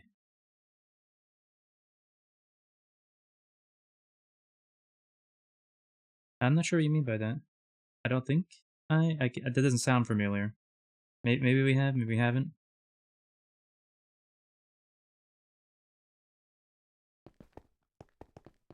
But yeah, the death was horrendous. I performed the ritual in the end. And, well, basically, I was doing okay at first, even though I was constantly being lit on fire, nonstop. And then suddenly, I was getting flung with the force, left and right, up and down, literally every second, so I couldn't move at all and go and fight what I needed to fight. And then, if that wasn't bad enough, suddenly, after that, I was getting hit with 5 lightning bolts per tick. Or, sorry, per second. It was like a lightning ball every, like, 4 ticks, I swear. Plus fire charges, like, 5 fire charges a second. To the point that I was getting launched into the air over and over and over again by every explosion from the fire charges and every bit of lightning. And after about a minute and a half of flying into the sky, spammed with lightning and fire charges, not able to move an inch because I'm constantly getting battered around everywhere, I was like 700 blocks in the sky and I just died. It was glorious. I literally couldn't move at all. Like, I was just getting pelted by force movement, lightning, and fire charges. I felt like Krillin in Dragon Ball with, like, Frieza just lifting him up in the air until he exploded and died. I got Krillined. Jesus. Why the end? You spawned every Inferno Undermin with cursor. You have to do... For the pseudo inversion ritual, you have to do it in the end.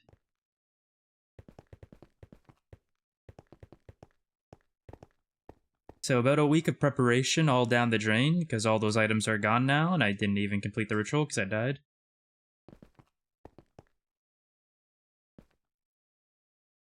It's the multi you put single blocks in.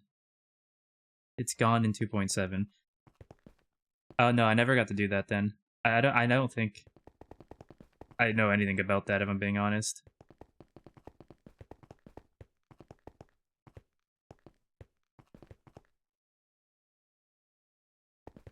Is that the pink wither? No. Basically, you perform the ritual, and it just starts spamming tons of mobs that are buffed by extra utilities. It replaces all the Endermen in the end with just various other mobs. But because the mobs that can spawn are buffed by extra utilities, and then they're usually also a bunch of Infernos and special mobs, yeah. It was hell.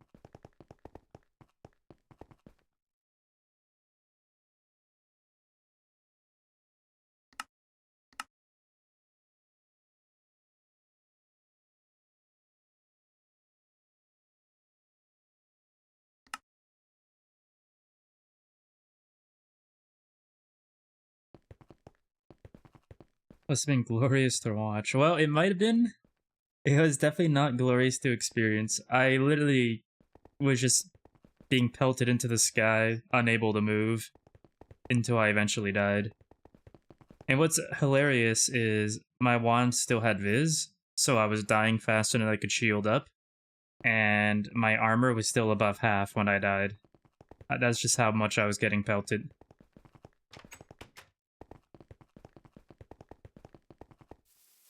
I want to see how the oil is doing. Oh, it's almost done. But yeah, it was... I talked about it afterwards, but to me it really feels like... Name me 10 people who have played GTNH who's actually gone ahead and done that ritual.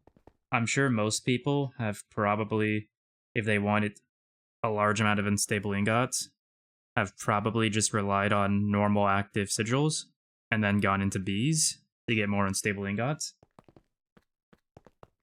That was literally impossible. I don't even know what I would do if I was invulnerable to death, because I quite literally couldn't move. So I don't know how I'm going to kill anything when I'm not able to move at all.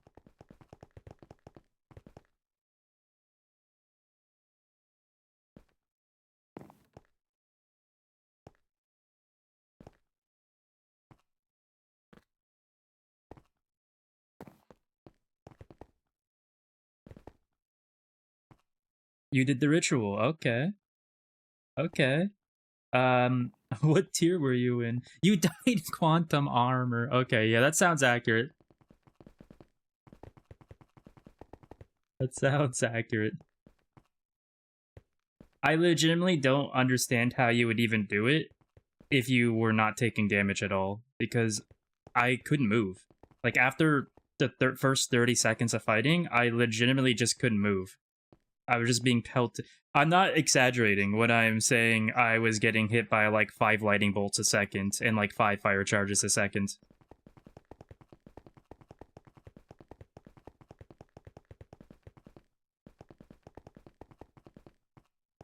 Some items make you not affected by knockback. I wonder if that would help.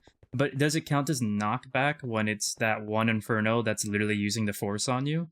And does it count as knockback from a fire charge or lightning bolt strike? Do any of those count as knockback? That's my question.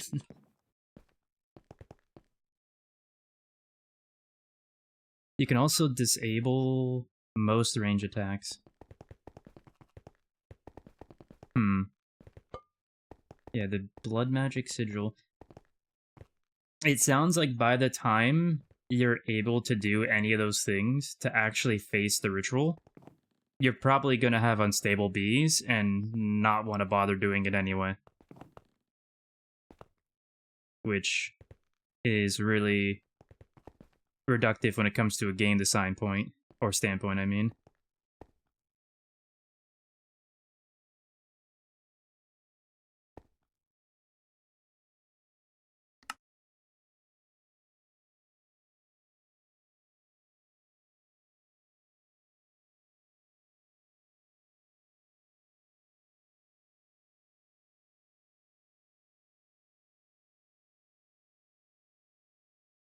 Ikram armor disables the basic range attacks and fire damage heals. That would have been really helpful.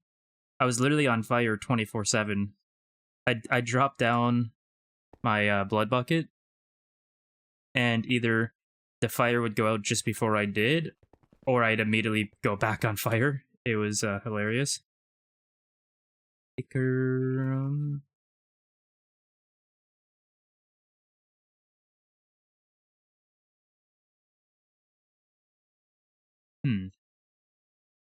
Armor. I'm not seeing any armor for this. App? Okay. There's something. Ichor cloth stuff.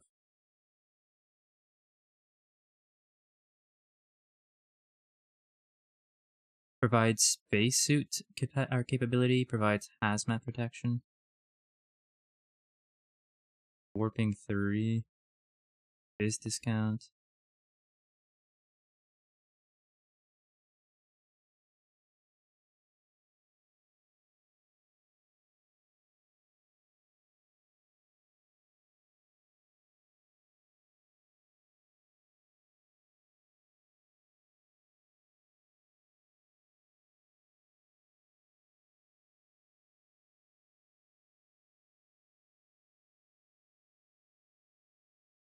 Isn't Osmeridium a bit later?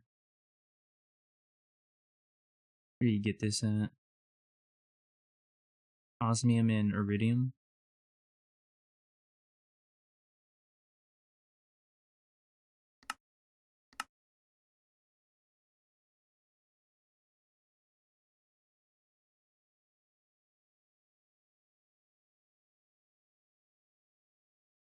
Damn.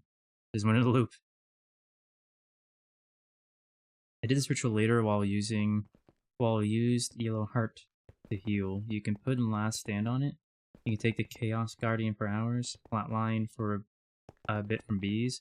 Don't need much to make Ikram gear.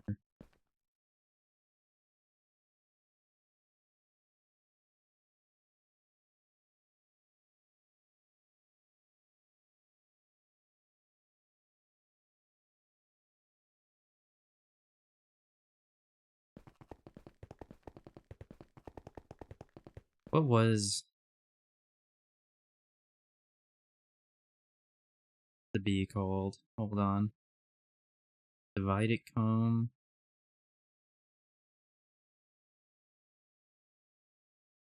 From an unstable queen.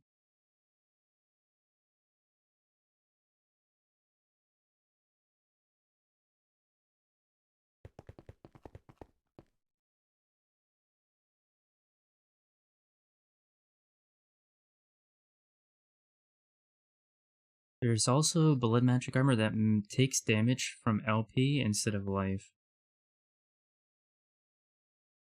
That's functionally immortal against most stuff. I'd have to figure out what stuff could prevent all the movement debuffs they have. Because as I said, I don't know. I do know there's that one Inferno that literally moves you around. And I believe it felt like the lightning and fire charges were both knocking me back, but I don't know if those both count as knockback or not. I would assume they wouldn't.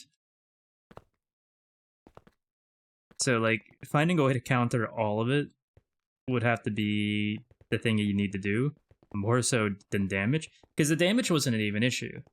Like, as I said, I was flying into the sky, just getting buffed or debuffed in my movement constantly, just bashed around for like a minute and a half before I finally died. It's literally just the inability to be mobile that was a problem. Especially because you're not able to use ranged. You have to attack with a sword, it says. So now being able to just fly up and start shooting, which wouldn't have worked anyway because they were following me into the sky. Just plant some TNT first or an IC2 nuke. Well, if we go that route, I might as well just put like an obsidian bunker all around while I do the ritual, and then like drop TNT in it.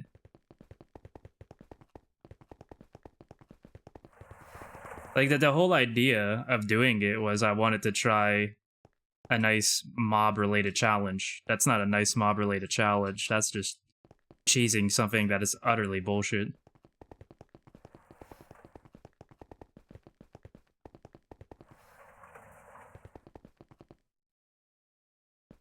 Minecraft PvE hate it. You're not wrong. You're not wrong. But you see, that's what mods are supposed to be able to do, right? They're supposed to take that crappy PvE and actually make it. Somehow, and I hate to shoot shots at Minecraft modding here, but somehow Minecraft modding has the habit of making combat and PvE even worse than Minecraft itself does. It's ridiculous. I don't know. I feel like there's just too much artificial difficulty in Minecraft modding when it comes to combat and PvE in general. I don't think anyone who does modding on Minecraft when it comes to combat outside of complete combat overhaul mods, those are unique in their circumstances. I don't think anyone who does combat related stuff in Minecraft outside of those are Minecraft modding, I mean, really understands what makes engaging combat. I'm just gonna say that. I'm gonna throw that shot out there. There are other witchery trinkets, Botania, or BM, something that provide immunity to all slowness effects. That would probably help, yeah. Like Galacticraft bosses enter the chat. Twilight did a decent job for the era. You know what? I liked some of the Twilight bosses, I won't lie. I didn't like the Wizard King thing, the Lich King or whatever. That was like the only one I didn't like. But the rest were pretty alright. I'll give them that. And that's hilarious considering how ancient that mod is compared to the 300 other mob-related, combat-related mods that have come since then. And actually, one thing I can say too on that same note is like, I've seen, because I do like horror movies and horror games as well, so I've played a number of horror related mod packs. And one thing I see in horror mod packs is this idea that really difficult, strong, and impossible to kill enemies that just run like the Flash through the forest and just one-shot you out of nowhere is somehow supposed to be scary. No, that's just artificial difficulty. It's not fun. Why are we putting bullshit combat into a horror mod here? Come on. It's all epic boss music and huge ultimate attacks.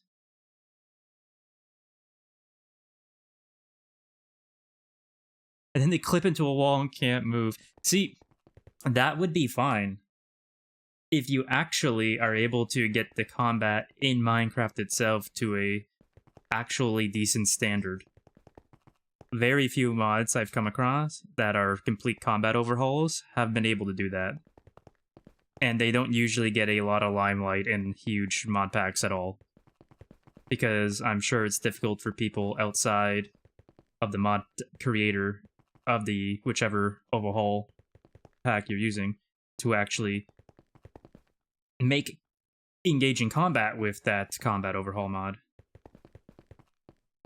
And I don't mean the person making the combat overhaul mod to say, I mean people who are using it in their mod packs.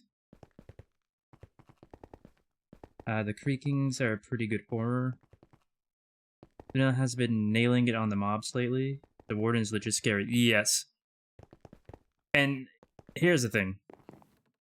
They made the warden with the intention intentionally going out of the way of, you're not supposed to fight this mob. You're supposed to do everything you can to avoid getting it summoned, and if you do, get the heck out of there.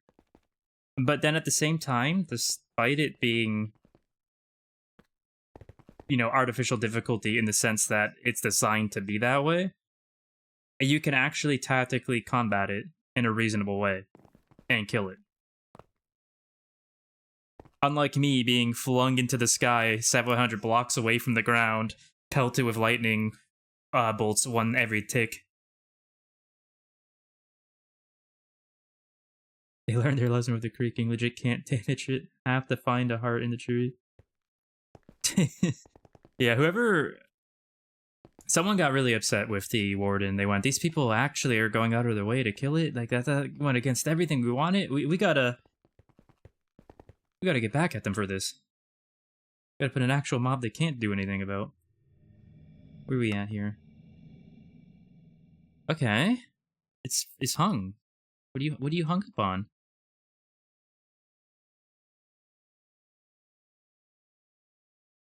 What is...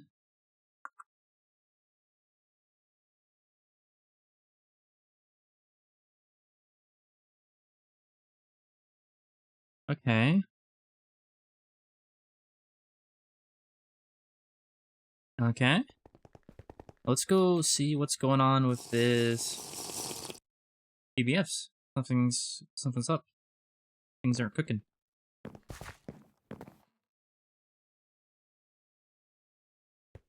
Things aren't cooking. Oh, things are cooking. One. Why is only one going?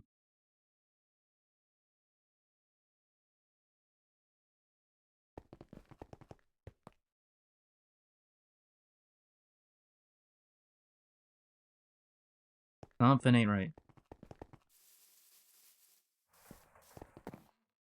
New Nether is also great. Bastions are actually challenging and have those. Yeah. No, you're not wrong. That reminds me of the Nightmare Mob and Witchery Nightmares. Hey, oh, hey, Asuna. How's it going? Okay, so why is only one going off? Because you're shut down. That would explain it. Because you have problems.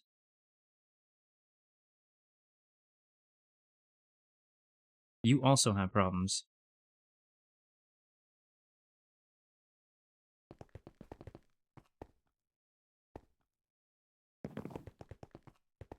Which release only good mob is the Treant. Best jump scare and modded.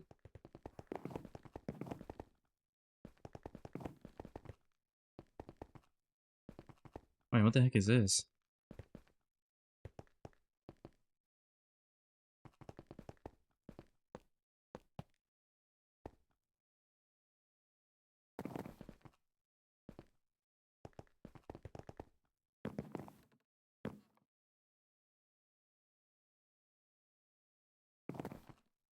Oh, these are just packagers, okay.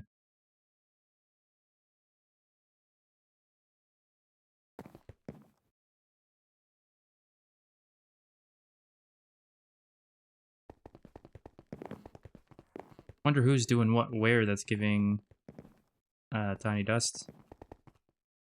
Pretty good. Huge week done. Getting back to normal now. Nice.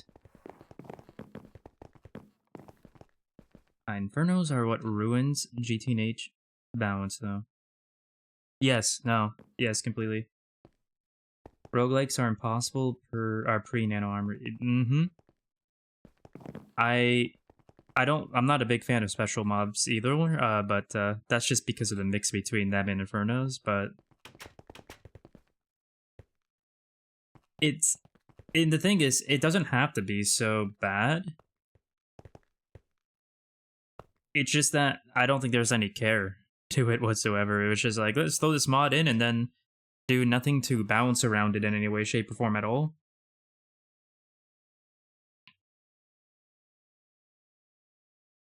Early game's all about choosing / avoiding. Mm-hmm. And here's the thing. Like, they could make it work. They could make it actually well balanced. They could make actual progression based on Infernos and what tier you're at and what type of structures you're going into and whatnot. There's all kinds of things they can do to balance it out. But then at the same time, it's like, why are they even in the game? Like, literally, I don't think I've heard more than maybe 5 people say they like Infernos being in GTNH. And my big issue with it is how many people, like, isn't it, correct me if I'm wrong, I might be wrong, but is it not allowed per Stargate rules-wise that you can just turn off mobs after IV? Is that not one of the allowances? You can just turn off hostile mobs? Is that not a thing?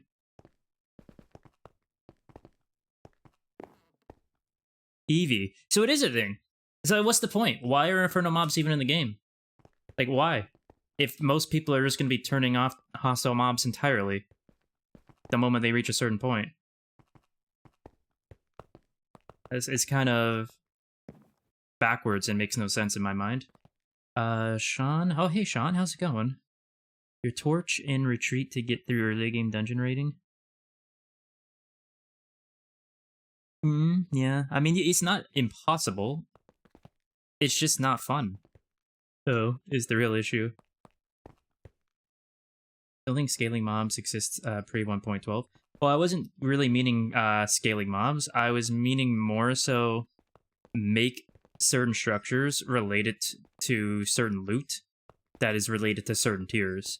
So if you want to try your hand at something in a certain structure that's going to have something at a certain tier that you might be after, and you're not prepared to be able to fight at that kind of tier level, so base the spawning of mobs in certain structures based off of what that loot is.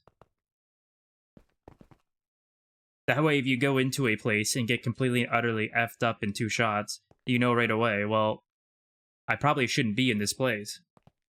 And if you go into another place later on that's a little easier, has weaker mobs, you're gonna go, oh, okay, I'm at a right level where I can actually contend with this. Nothing keeping people from just turning on peaceful when they want. They're buffing roguelikes, I think. Nice. I will be glad to see it, honestly. I think Inferno mobs came first and then Stargate rules, and because of the TPS issues that they can cause, it was just allowed to be turned off after EV since you'd one-shot all of them anyway. But that's the point, right? Like, by the time that you can actually deal with them, you're allowed to turn them off. So then you spend most of your game doing everything you can to just avoid them and cheese ways past them. And then when you're actually got a good kit going and are capable of contending against them, it's like, all right, well, see you later. It was nice having you.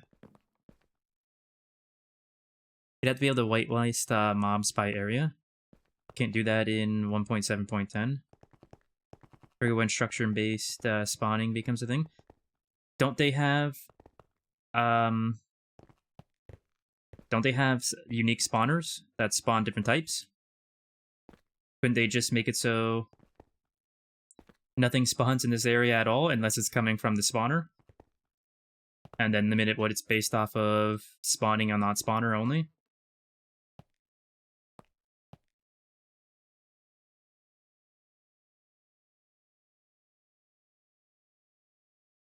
Actually very simple. Wait.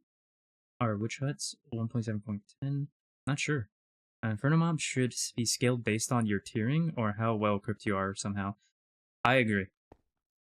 I don't know 1.7.10's situation behind the scenes and how easily that'd be implemented. But I agree that's how it should be. If you want to have mob content in a factory automation sci-fi mod pack like this with a magic tinge on the side, then you need to actually make it so the combat is desirable rather than completely and utterly avoided and cheesed. They are generic spawners, so it would do all spawners. All that stuff is doable on 1.12. Even has a factorial-based spawning. Just how factorial mobs evolve over time.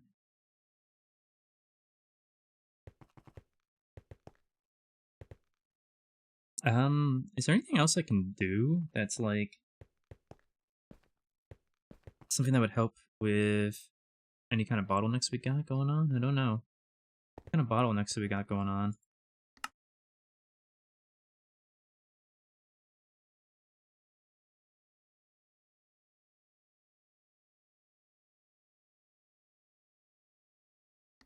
You know, I'm gonna go ahead and do Vibrant Alloy. We're gonna do an extra 500 on top of what is already going. Because I apparently have used up a large chunk of it today.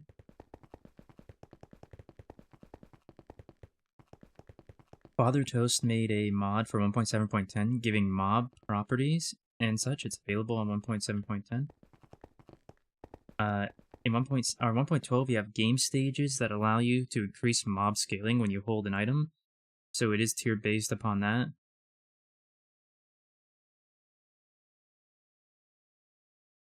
Actually, more pollution, more inferners might be interesting. I agree. That would be interesting. The problem is, if they do that, they actually have to do some good stuff with pollution. They need to actually solve the pollution problem if they were going to do that. Considering how many people just turn off pollution to begin with. You need it to do something with pollution so that people actually want to play with it and it's desirable to play with, and then you can do something like that with Infernos, which in my opinion would be great.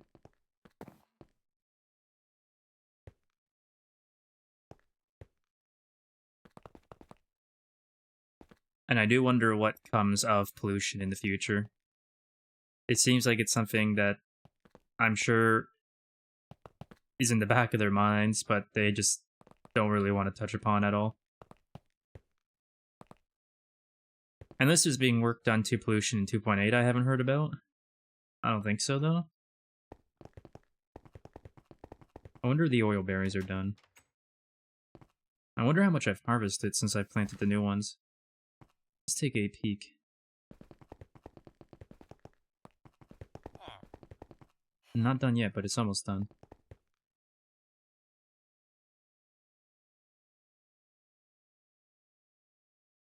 Oh, not a bad amount.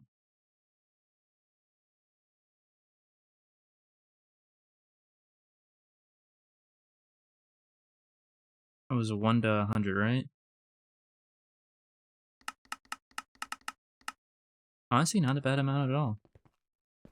Just under 3 hours. Actually, I'd say just under 2 hours, I'd say. We got 60,000? It's not bad. Devs disable it for the most part. See, that's the thing. You know it's bad when even they don't want to play with it. And they got a lot of stuff they got to work on, so I'm sure it's hard to dedicate time to something that the community is very divisive about. Even when I see pollution conversations about potential fixes, there's always so many people in complete disagreement about potential solutions.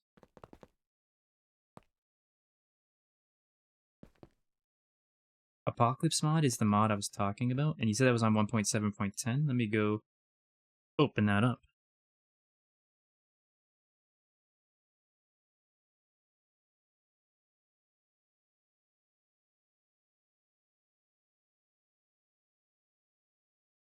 Oh wow, it's on 1.7, 1.19, and 1.20. Wouldn't have expected that.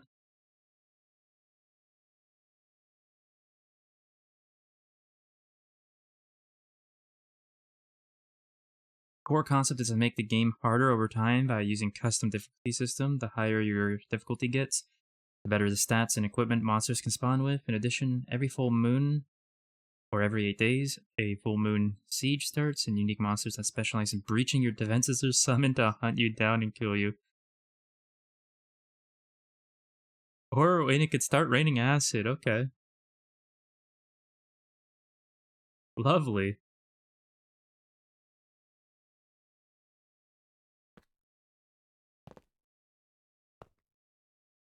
See, in certain games and certain Minecraft mod packs, I would love that. In GTNH, I don't want to turn around and find my entire staircase like half destroyed. Or sorry, my entire entranceway, I mean, not staircase. Half destroyed. And a whole bunch of machines just destroyed on top of that. I mean, again, you'd have to... It wouldn't be horrible, but you'd need to actually fix combat in general. Which, hopefully, tiering or scaling difficulty like that would definitely go a long way to help with. It would make those turrets useful. I've never actually seen one placed down. What's the, like... Are they actual turrets? I thought they were just a meme, if I'm being honest. But you're not wrong. If they are actual, if they actually do work, then they would be useful. Oh my. It's a lot more of them than I thought there was. Teleporter turret.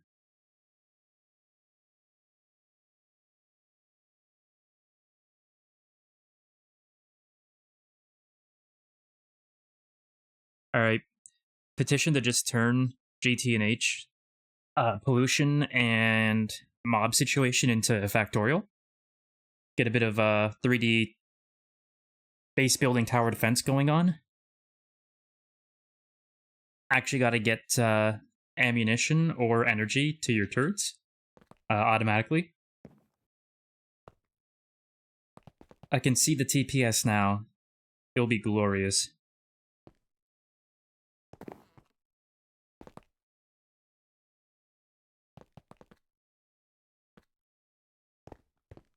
The battle begins. Everyone is just going crazy. 1 FPS.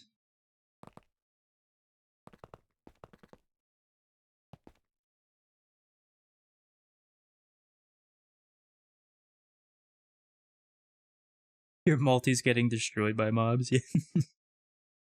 I was playing abiotic factor a bit the last few weeks. And that's something that will happen in your bases there, that the mobs will just go ahead and attack the crap out of your structures. If they were going to do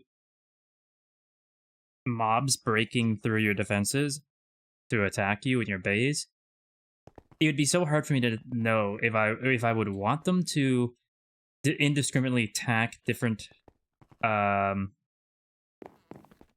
placed objects and machines, or if I just want them to break down the doors and then come at me only. Because, like,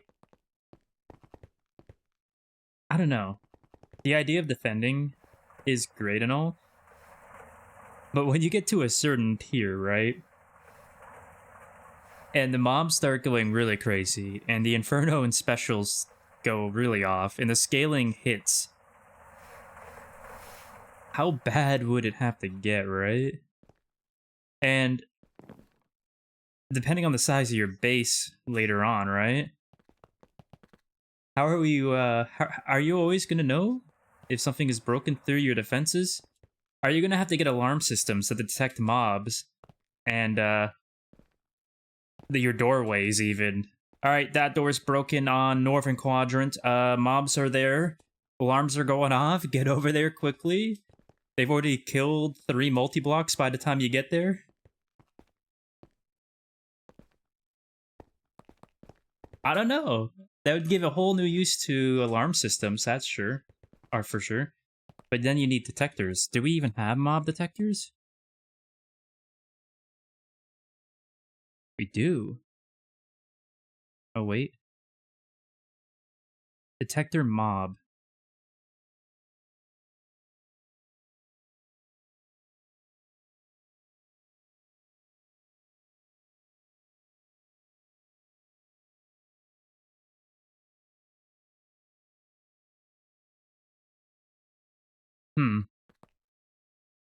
How about a full PvP GTNH server rest style?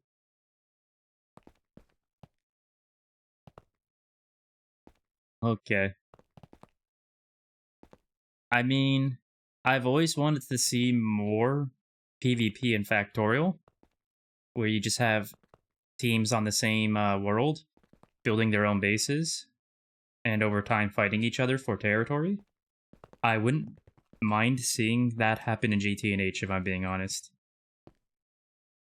My only issue is, again, when it comes to Minecraft, stuff like that can become really cumbersome because of how just bad Minecraft combat is. Get a personal dimension and play Skyblock there. Computer craft to close down certain parts of your base. Yes. No, that would be huge. You have doors. Big you have tiered doors that can slam down closed when mobs are entering your base.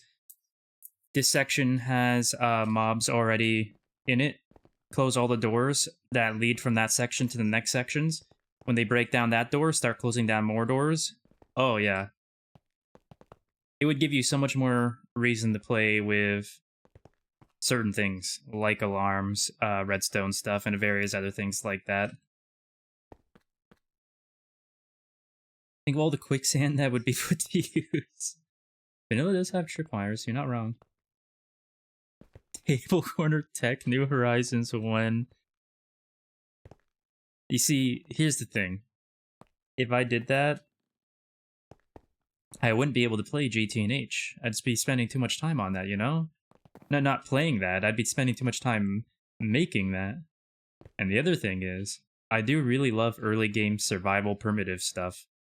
And I know a lot of people in GTNH don't. So I'd have to shoehorn that in there. I'd have to. I mean, I'm still waiting on a Greg Tech equivalent in Vintage Story, if I'm being honest.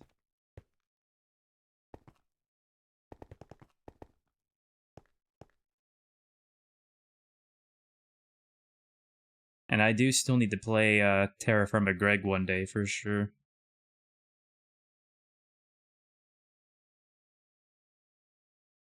I mean, just play Terraform. Yeah, exactly. I do need to play it. It's just I like Vintage Story. Its combat is better. Its interaction with the world and blocks within world is just better. Like, don't get me wrong. I obviously love Minecraft. I'm here playing this, right? But there's a huge number of things in Terra Firma compared to Vintage Story that is just done better in Vintage Story because of the way it's more interactable in Vintage Story than not. And that's not to knock Terra Firma Craft or TFG because they are both great. I mean, there is always Gravitas too. I've heard of that. I can't remember what that is. Gravitas 2. I cannot remember what this is. Starting from the primitive Stone Age technology, handnapping your tools, foraging for food, you will progress through the ages, covering many classic new mods to complement the Terraformer Craft experience. Great New Age. Okay. That sounds interesting.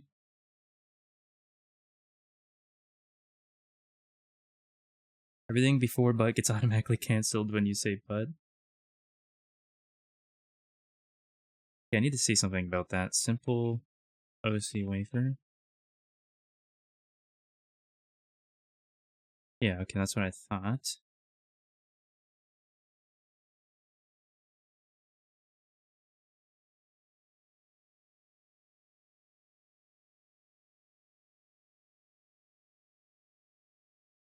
So what the heck mistake was Jim's talking about earlier? And was it something I did when I copied another circuit? Okay, it was SOC, not simple SOC, that's it. That would be it then.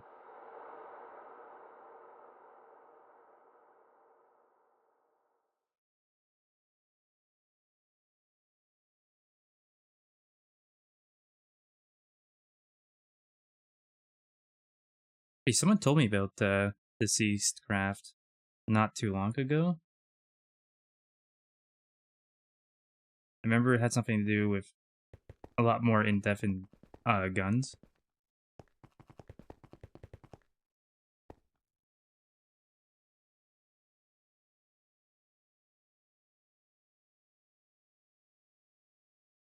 Anything else that can easily bottleneck us? I want to just, let's see, if I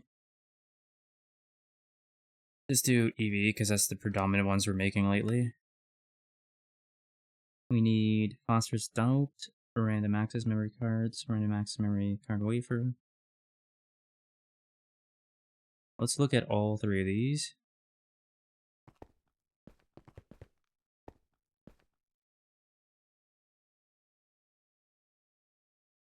There's a number of things on Minecraft that I definitely need to play that I haven't played yet, that I've wanted to. Like Terraforma Graph, or Terraforma, I cannot speak. Terraforma Greg, for sure. I want to play that one day. I want to try Super Symmetry, but I'm probably going to wait on that one until it's a bit further in development.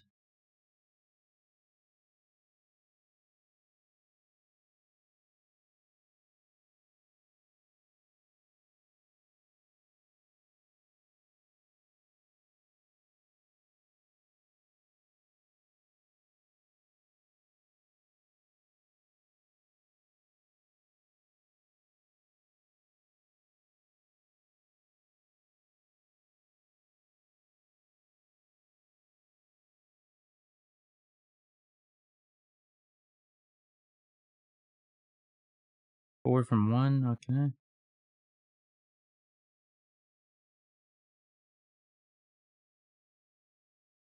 And there's a cutting machine over here. This one, right? No. This one? No. It's this one. Yeah. 128 from 4.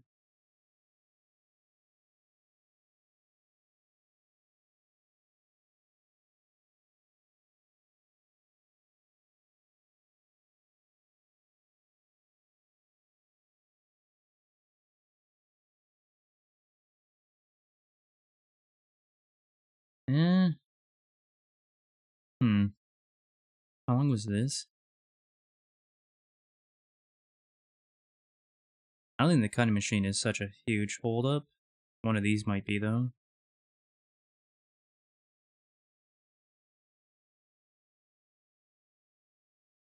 Yeah, this one right here, the laser engraver might be a bit of a holdup.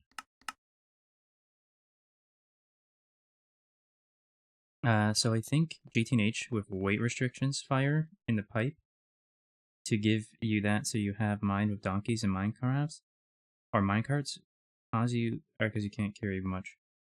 So hold on. So I think GTNH with weight restrictions fire in the pipe 2 gives you that so you have to mine with donkeys and minecarts because you can't carry. I think I get what you're saying. I'm just not sure about the fire part in the pipe. That's the one part that threw me off with that statement. But I think you're basically saying GTNH with weight restrictions in general, so that you have to, use other things like minecarts and donkeys early game to help you mine better because of carry weight limits.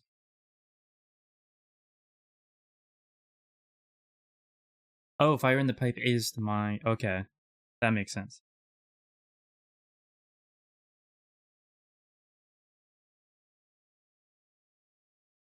I'm gonna look into that one later as well.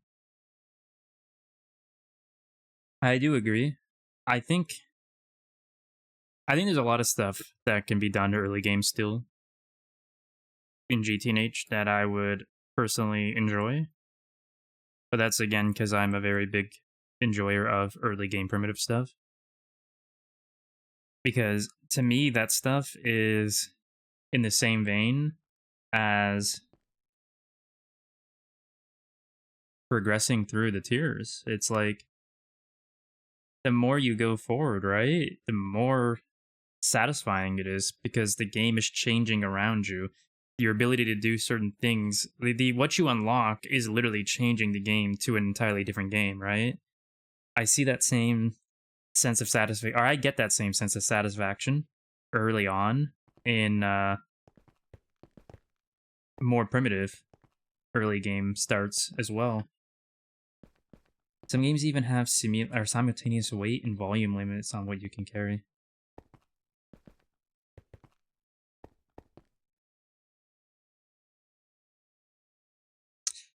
You know, I have had played games with that more stringent restriction, and I've never really enjoyed them too much.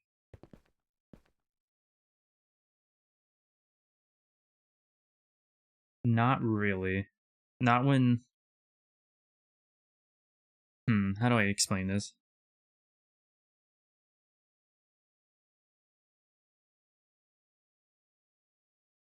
I think... I don't know if this would count as volume limit, but when you say, like, take Diablo, for example, when you're sitting there and you have an item, say, like a chest plate, that's taking, like, 2 by 3 slots, I think that's a good way to do it. To a degree, more so than just hard limiting on a volume. Making it so that the slots themselves are actually being taken up by more than, by taking up by multiple slots are being taken up by one item. But even then, I'm not the biggest fan of that in general. Because eventually, I want to be able to get to the point where I am sitting there with unlimited carry weight, unlimited carry restrictions, tons of items on you at all one time, right? Because I do like that progression, right? I want to start off as a caveman and end as literally God mode turned on is the way I personally get the most satisfaction out of or beginning to end. Okay, so I wanted to... That would be the laser engraver, so it would have been over here, right? If that makes any sense. I gain strength over time, pretty much. I find it harder for that to be a thing when you go two-string at early game. It's not impossible with just limiting the amount or the volume on top of the weight. It's definitely doable.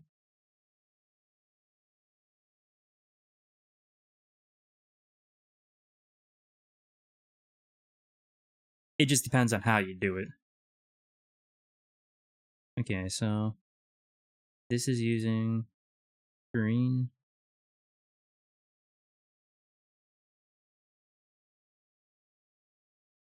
And this would be about 22.5 seconds for 4. And these we're getting a lot in 10 seconds, right? Yeah.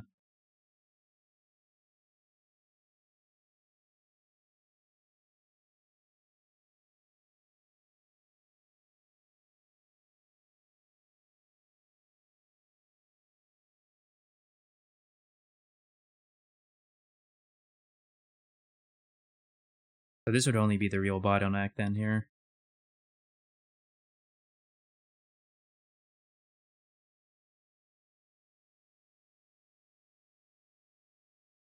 And it's being used in all the circuits, so yeah, we want to fix that bottleneck then. Okay. And this is green sapphire, right?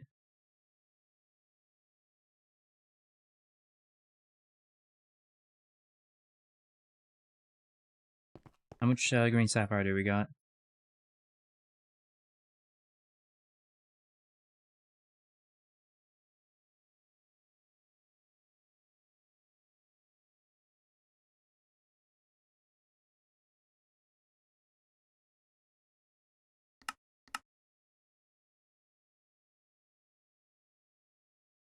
Hmm.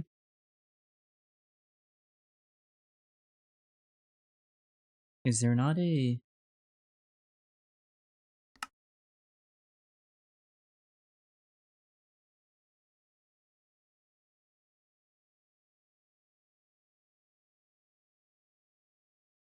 There we go.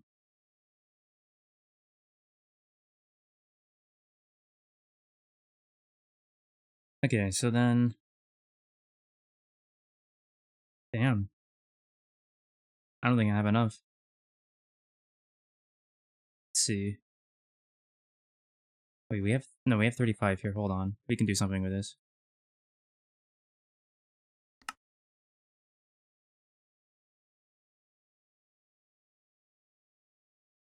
We need 12 of these.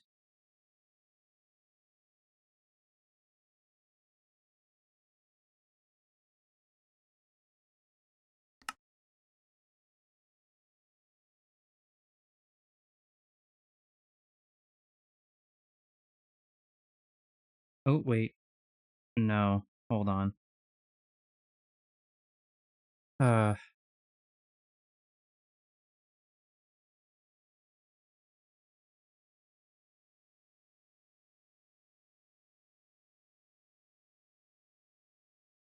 What else can we use, honestly? It might be better to look at what else we can use.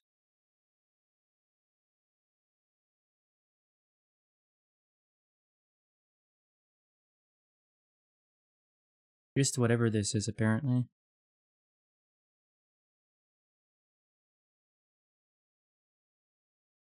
Damn, okay. Uh...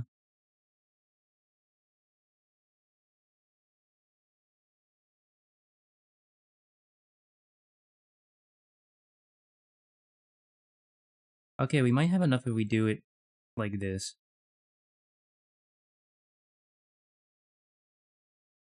EV laser engraver can upgrade sapphires?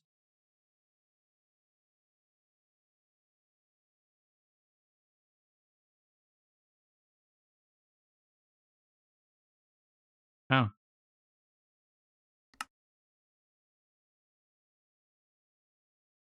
Oh, that's easier. Okay. That's a bit easier then.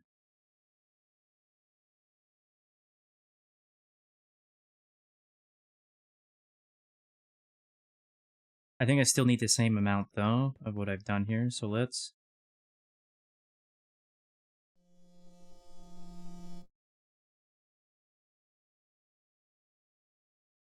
I think it's the same ratio, though, that you get from the implosion compressor, which is why I was using the implosion compressor, because that's just faster. I think that's why I was using it, but I'm not positive. I'm not positive if they're the same ratio.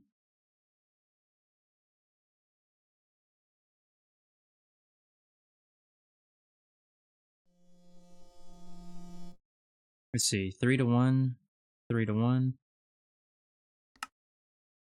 3 to 1.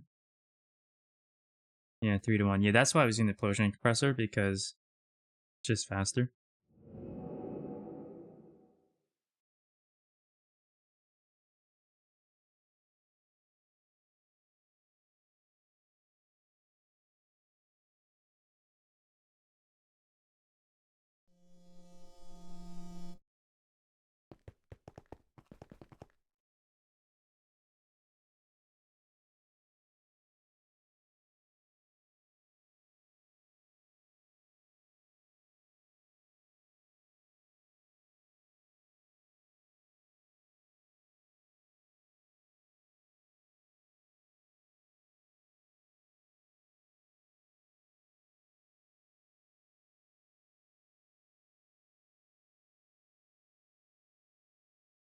So actually,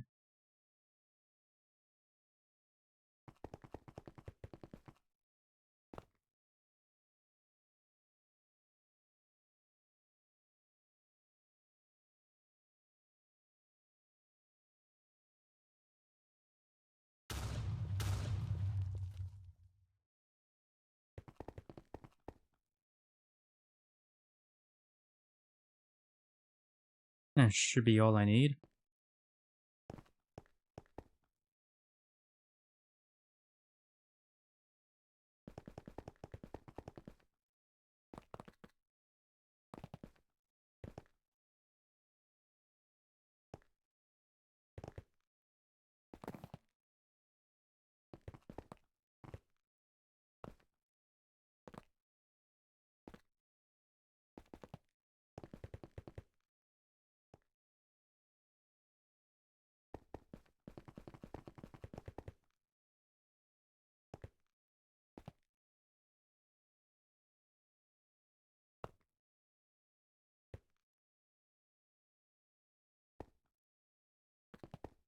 What should you do so far? 1.5.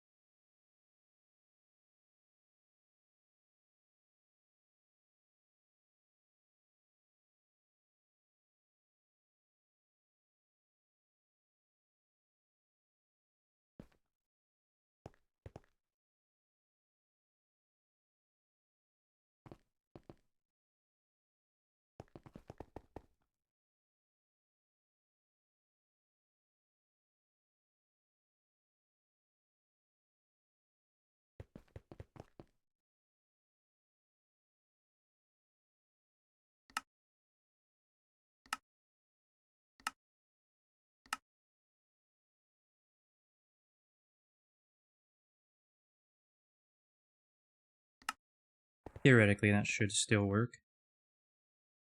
Even though the offers are different, all the other settings being the same should still allow that to work. Hopefully.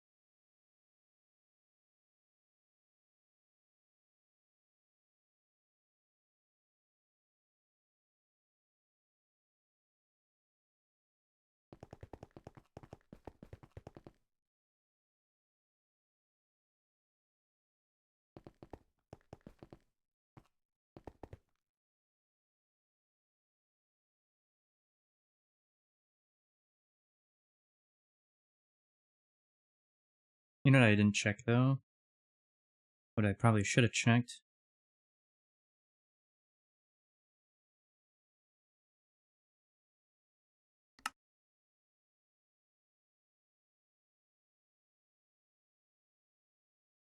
Yeah, I didn't check that. Damn. Okay.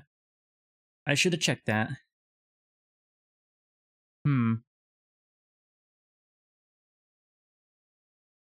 Also has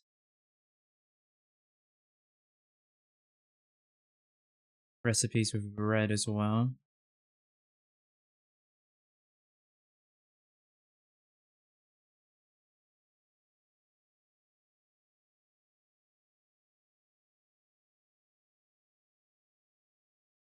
Well, that sucks.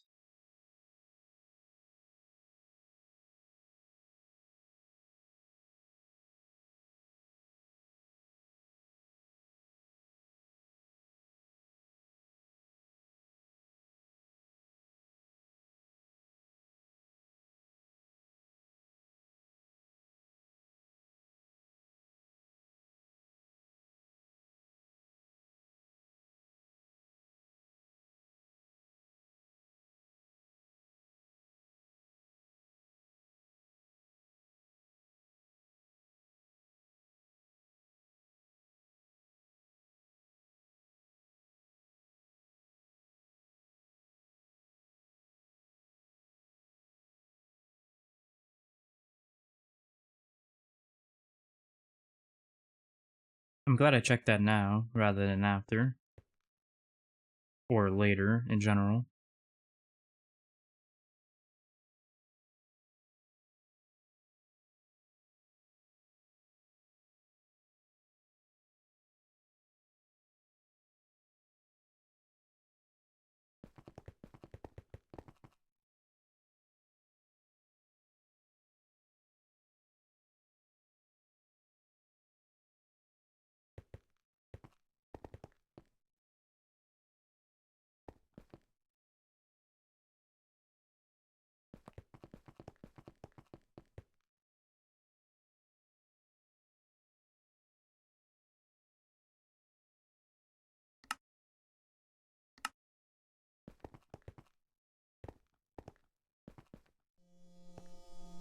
Okay, it still works. I figured it would, but doesn't hurt to test.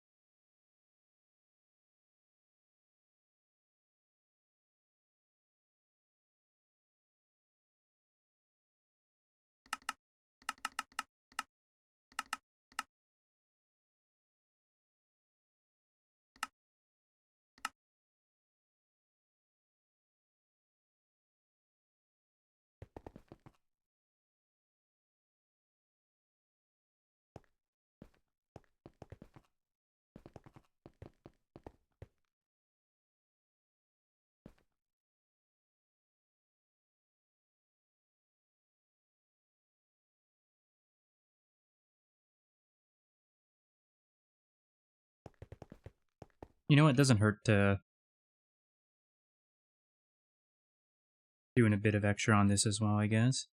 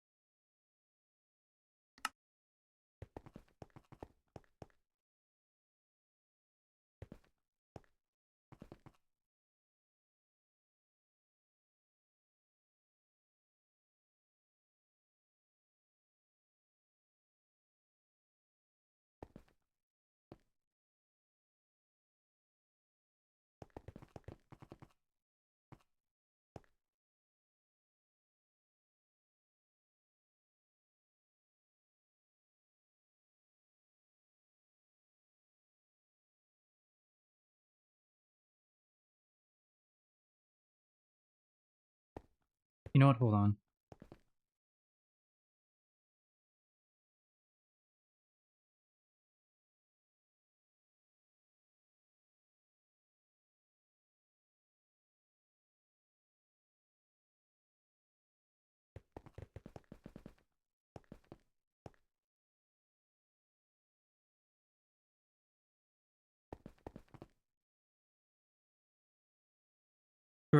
We'll just go all in, honestly.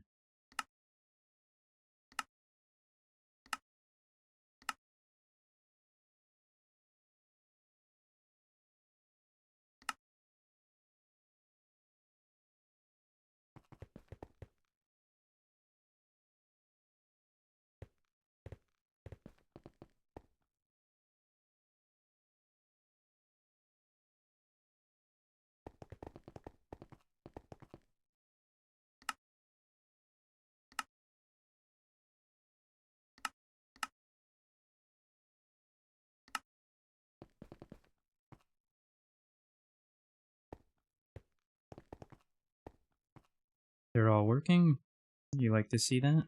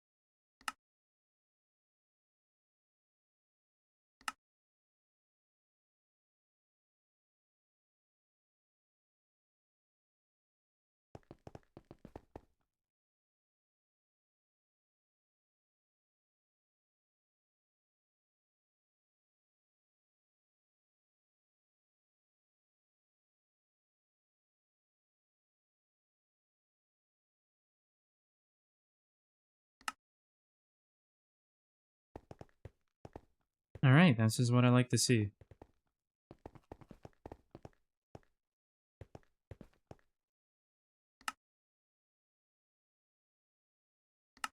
Now I do want to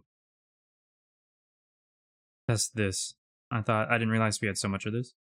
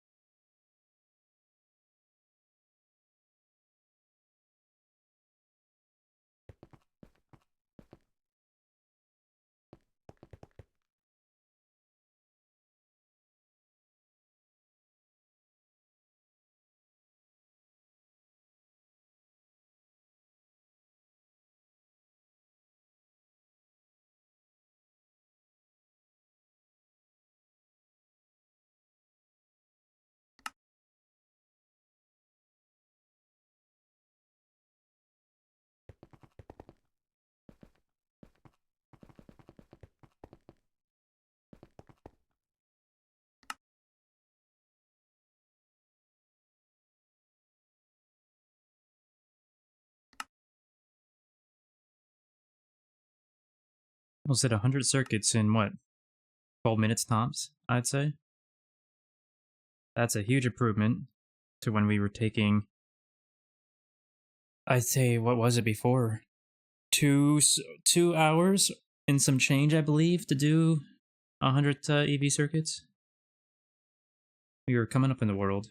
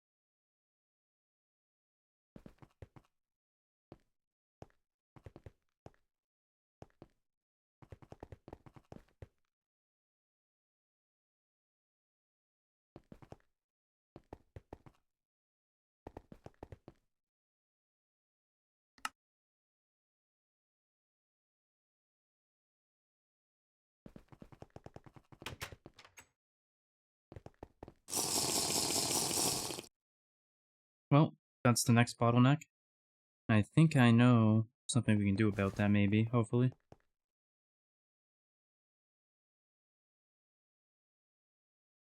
Not here. It must be elsewhere.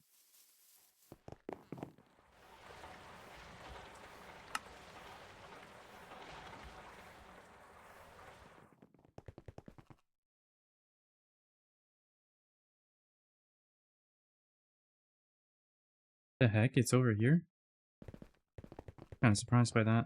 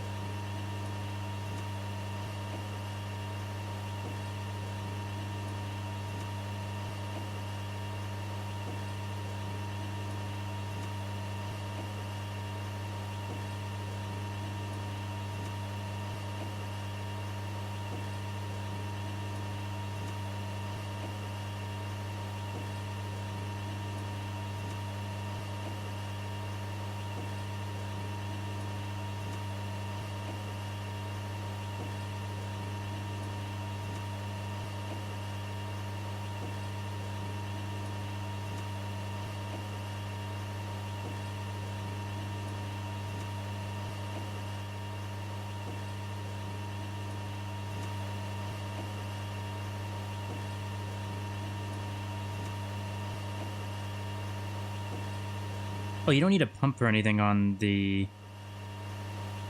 bus, the output buses, right? Because they auto put into any pipe they're attached to, correct? I can't remember. I think they do.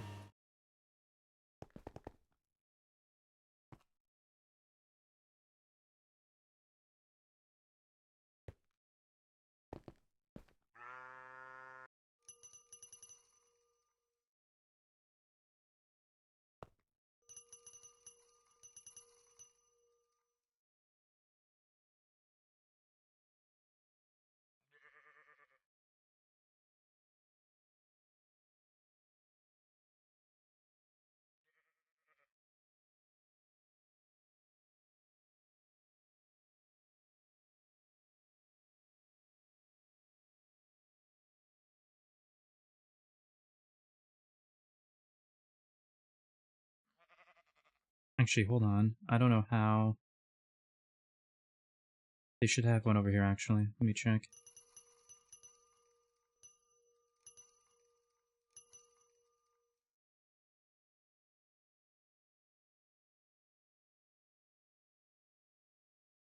No, they don't. Okay.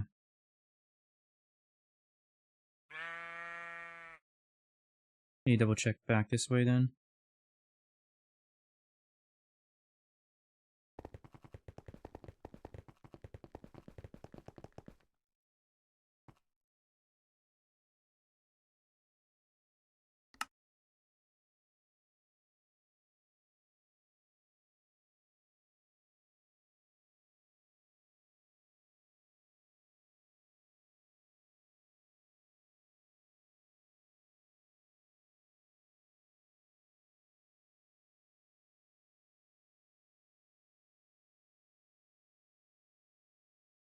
How do you make sure only one liquid goes into a slot?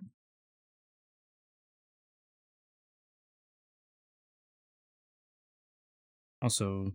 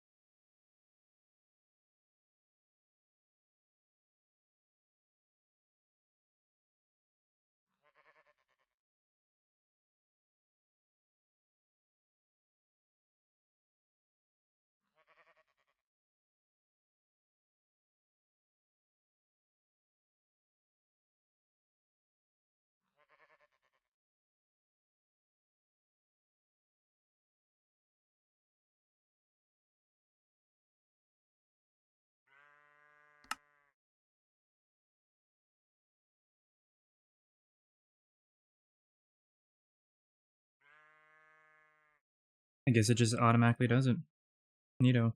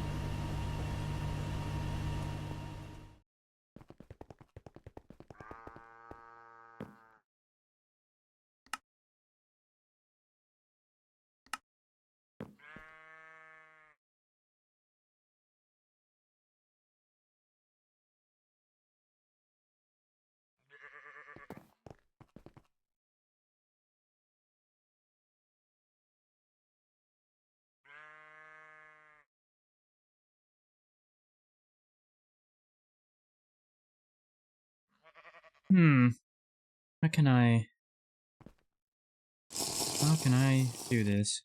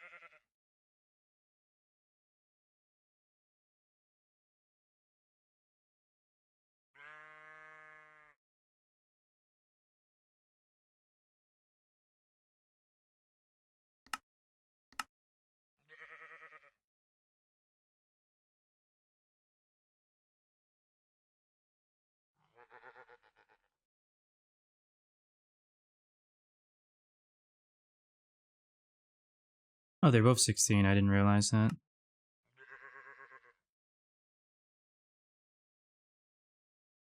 Didn't realize that. Okay.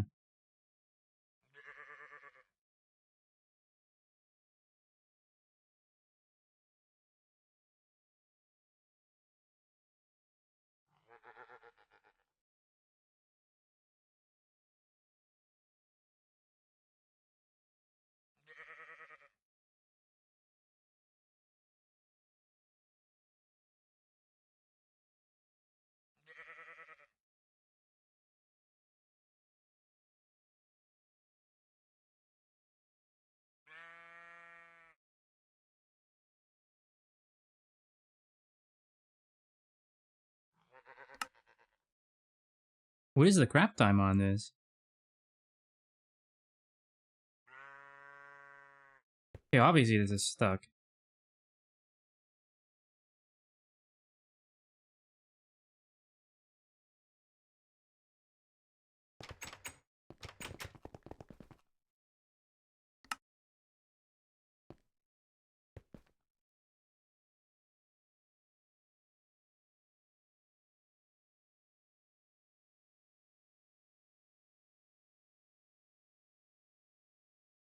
That would be why.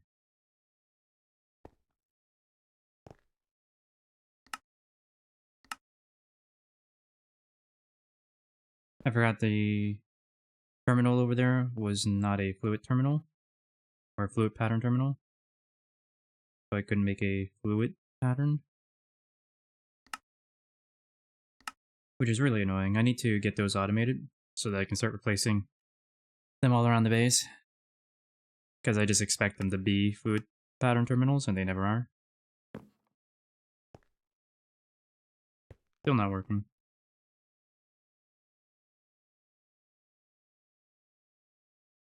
Oh, okay, that would be why. I understand.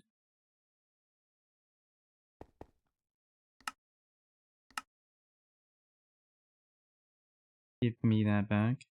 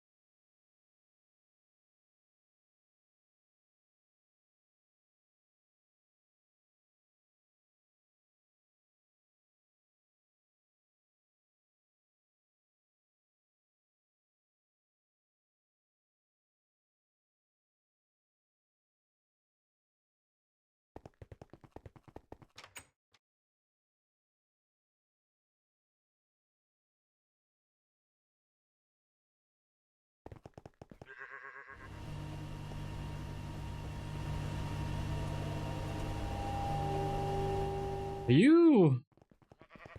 What? You shouldn't be crafting that anymore.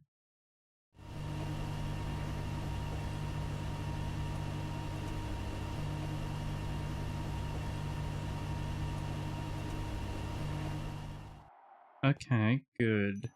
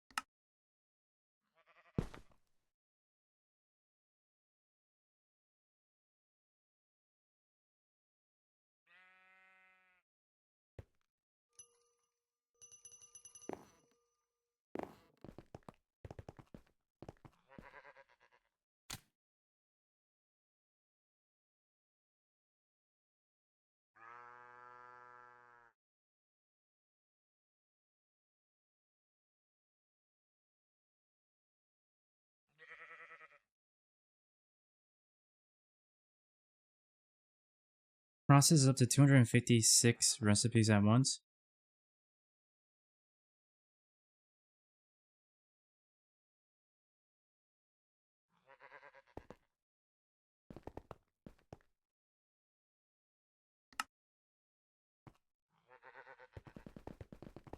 So, how would I get it to do that? Would I just throw this in here and be like, alright.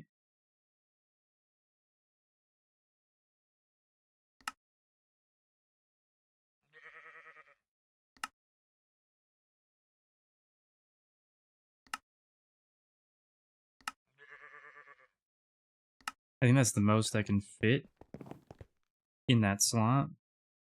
So, let's give that a shot. Let's see if we can do 8 at once or not.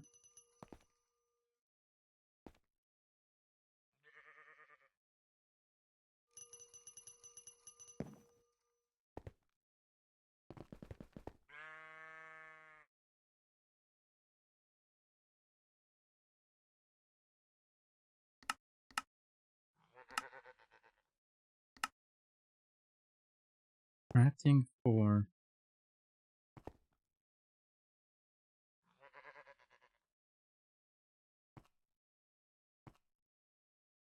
Uh,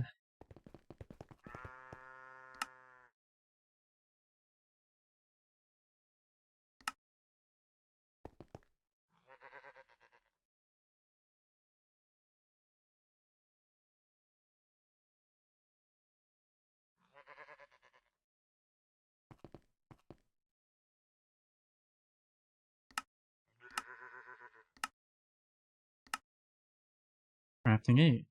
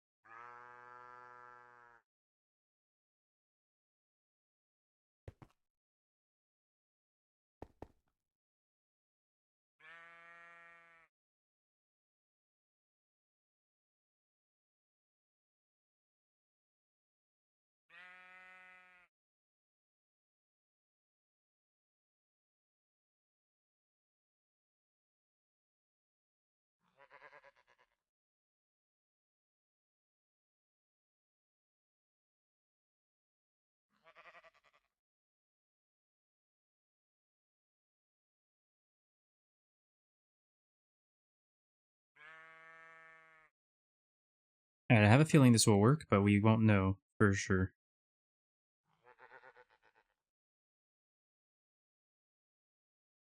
Until this time is up, that is.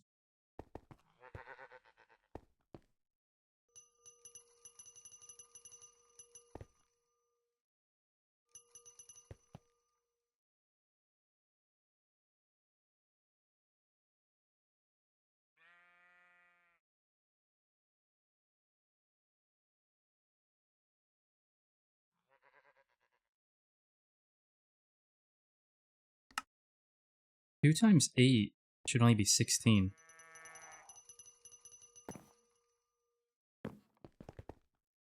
But there's 30 in there.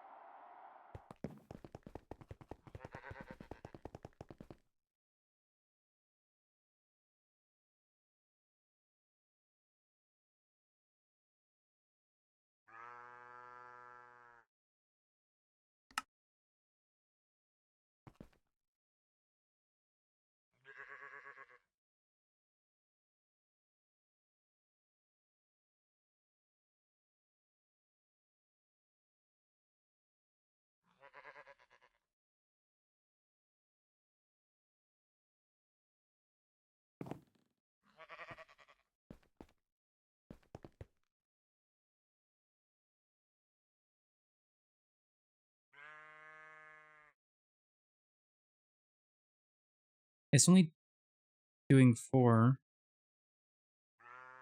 Why is it taking 300 seconds now? I don't get it.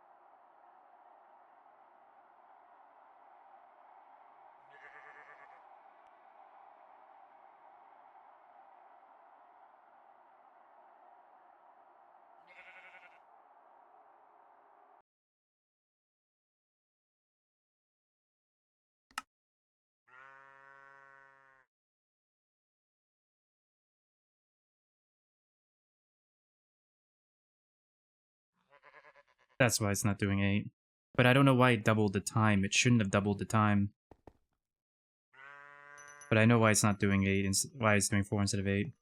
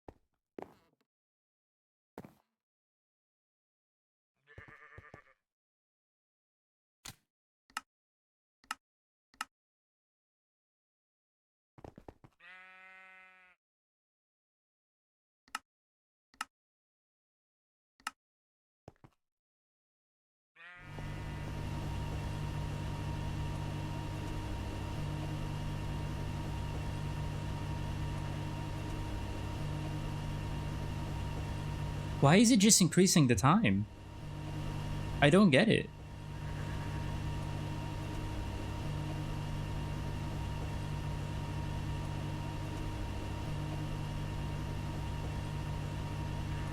How is this processing multiple at once if it's just all of it's doing is increasing the time it takes?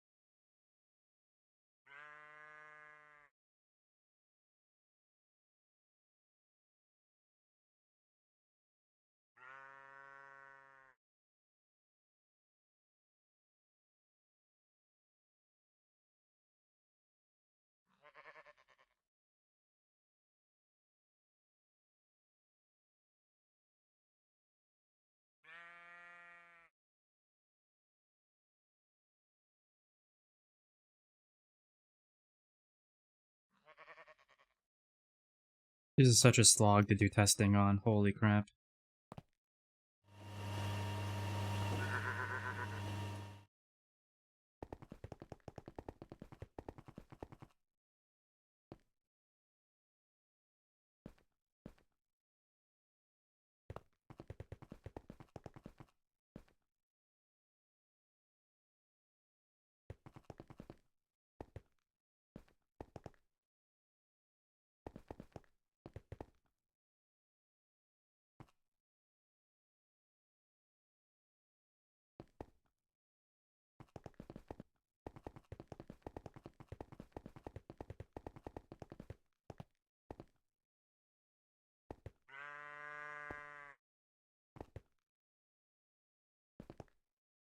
Okay, well, I'm going to be right back while I wait for this. I shall be taking a few minute intermission. I'm sorry for the inconvenience.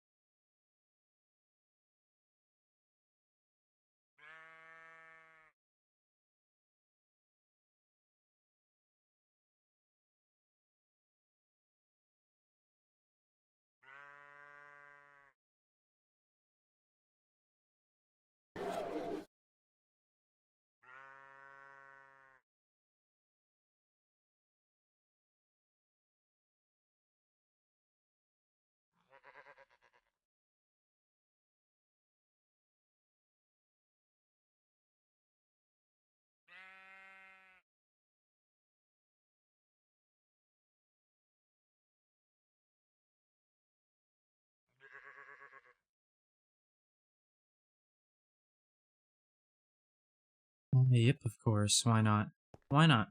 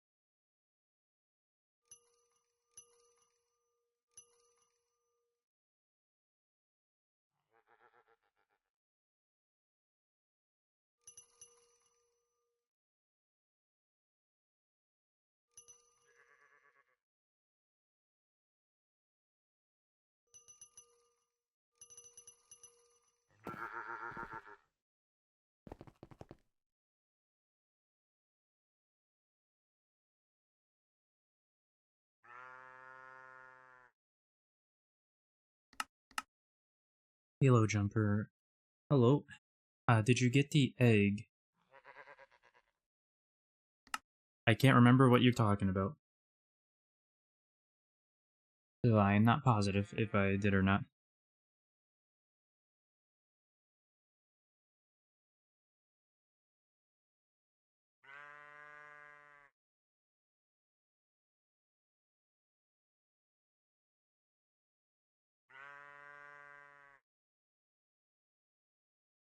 Oh, yeah, okay. Why is my headset not working? What's going on here? Let me restart that. Hopefully that picks itself back up in a moment. I didn't get it, but the gyms did. So we got it. We got the quests. We got all the eggs quests knocked out.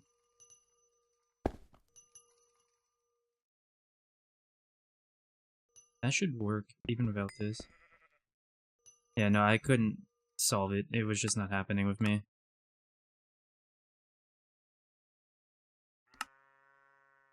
Okay, so why aren't you working?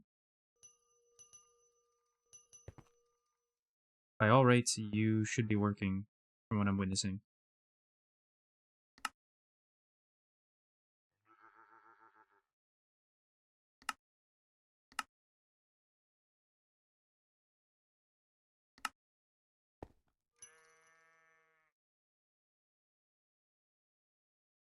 That would be why. Yeah, no, I kind of forgot about that. Okay, so...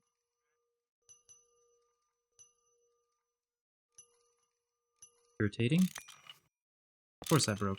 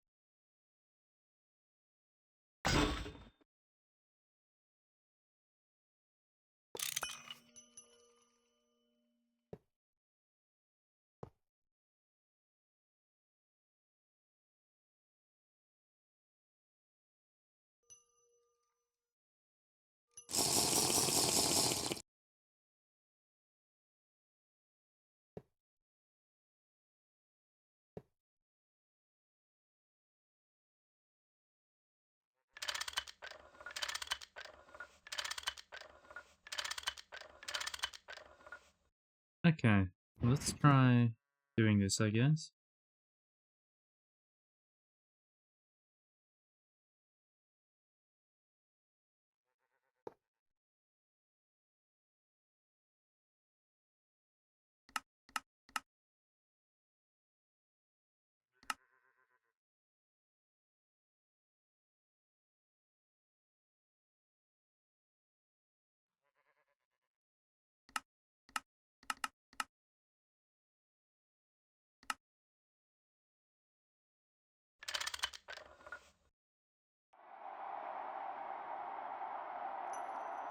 There we go.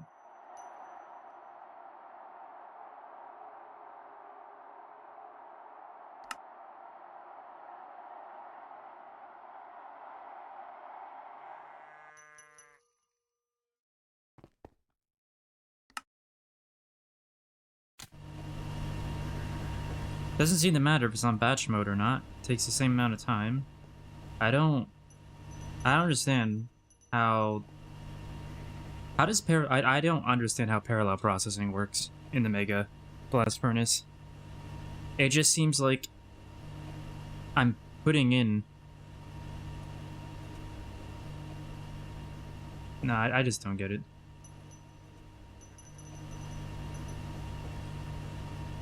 I just don't get it, but there is one thing I can try to figure it out.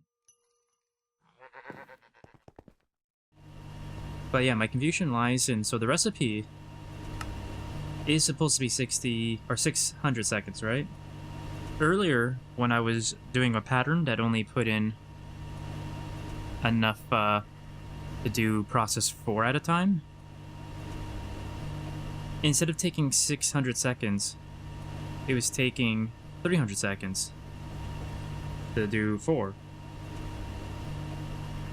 That didn't make sense.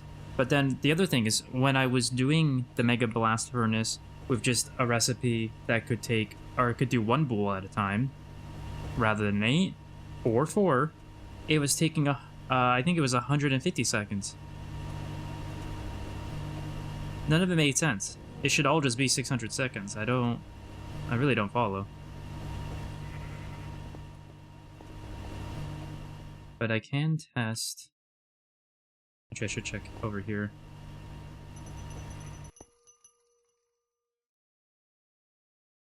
That's clear.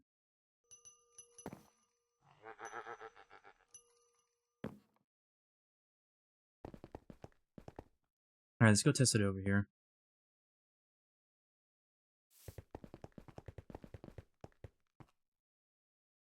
Okay, we'll open this up. We're gonna need a stack of this.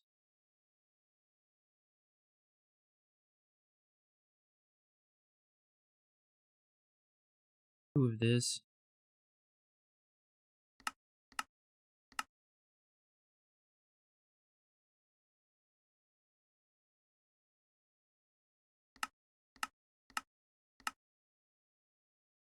I think it was 8 of this. Yeah. I just got a stack of EV Supers on the server. The bad thing is the dev of the pack is changing from GTB and GTCE to GTCEU.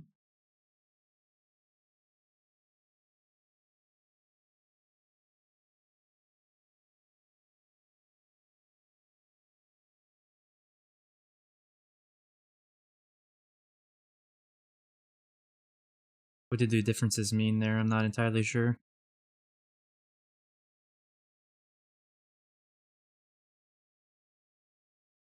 Let's see.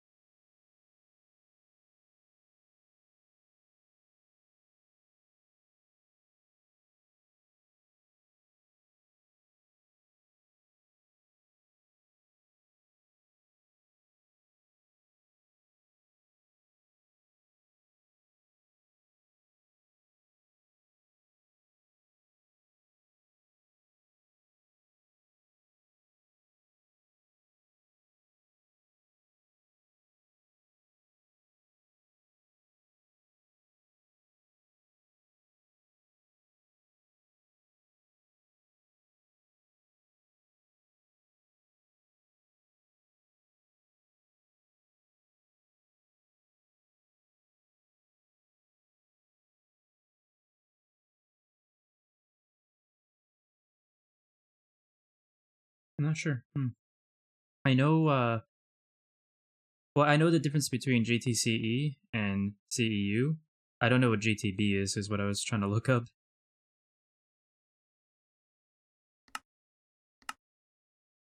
Why did I only get 6? I said build 20. It's still crafting, wow.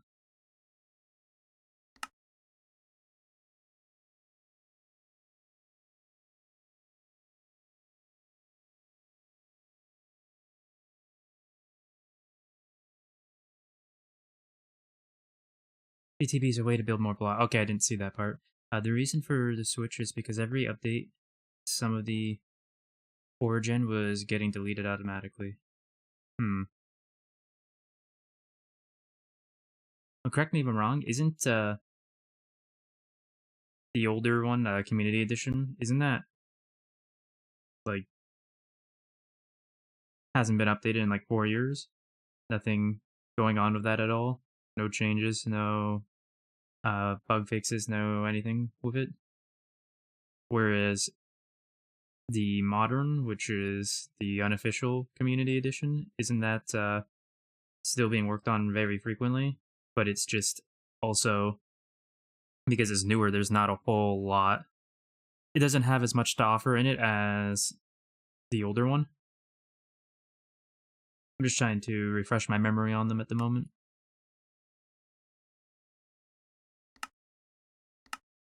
Yeah, what the heck is going on with this? Why are you not working? Where are you?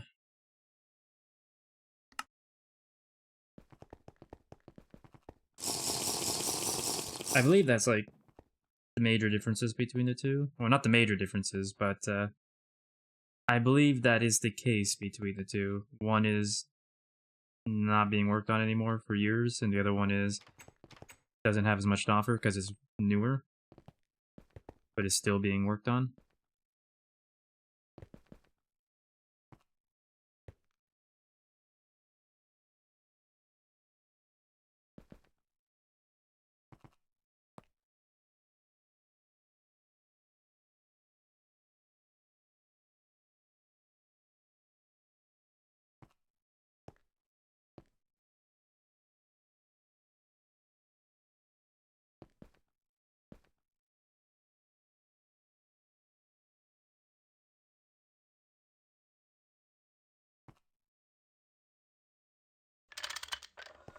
That would be why.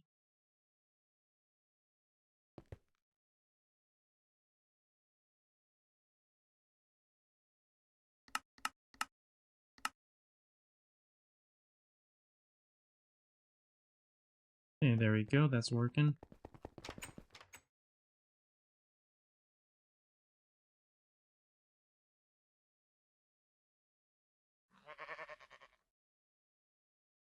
Yes, but as far as I know, this on conversation, those things can be ported, but I'll have to ask. Oh, I'm sure they definitely can be ported. It's just a matter of time, right? And it's probably going to happen because the current version that's being worked on is being worked on really frequently, from what I've understood. I mean, let's see.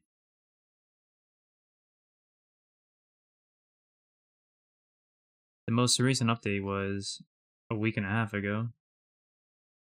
Like, that's not too bad at all.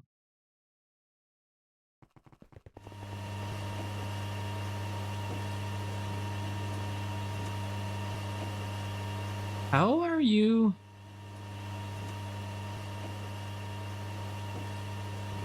Huh?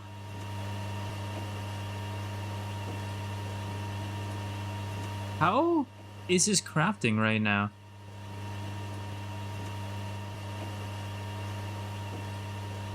You have no pattern.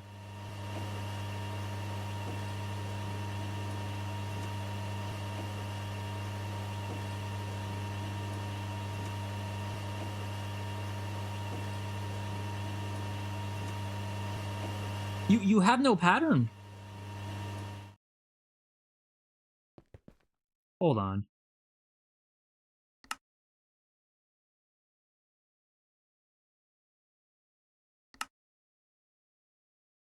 Well, that's not it. I should have known that wasn't it, but I was like questioning reality for a moment.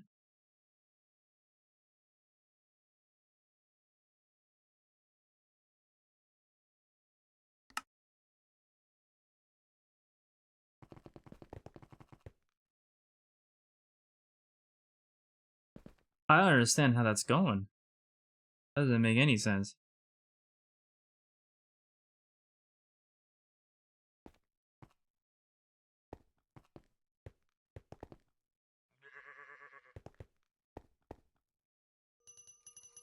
But it does. Well, that's the thing. It doesn't have a pattern for what it's making. It has a pattern, but not for what it's making.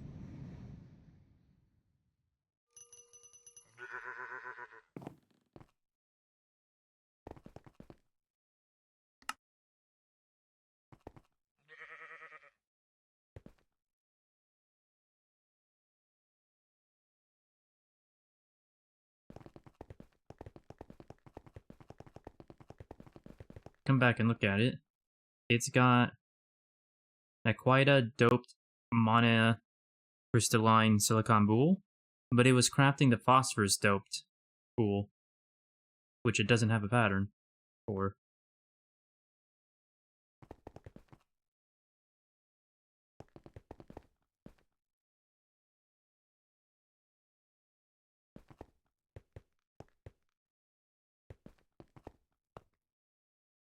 I can't properly test this without...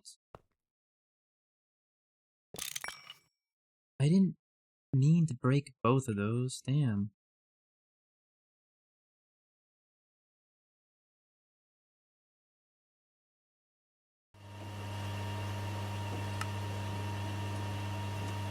Okay. So here's exactly what I was talking about earlier. This is at 150 seconds. It's doing the bool at 150 seconds right now. It says... Well, I guess it's going... I see, I get it. Never mind. Never mind. I get it. I kind of get it. Not fully.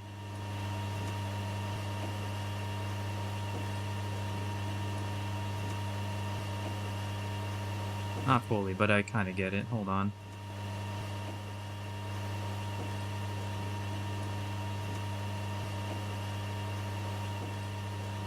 Well, technically speaking, that should...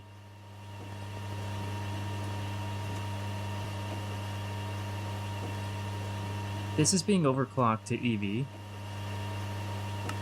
This is an HV recipe, so it should be at 300 seconds, not 600, or not 150. I'm gonna assume, obviously, the only other thing I can think of is that the coils also are speeding it up. I don't know. I don't know the heat situation when it comes to EBFs, so that much I don't know. But what I don't understand is it was also taking 150 seconds to do one bool in the Mega Blast Furnace.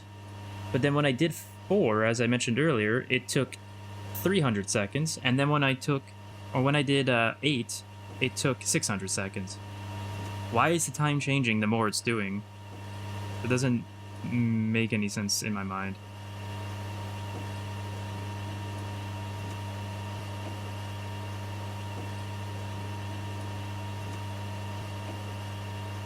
I'm trying to understand the parallel processing that goes on with the Mega EB, or the Mega Blast, but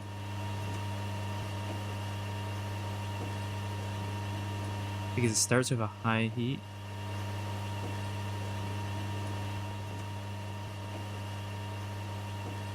Because it starts with a high heat.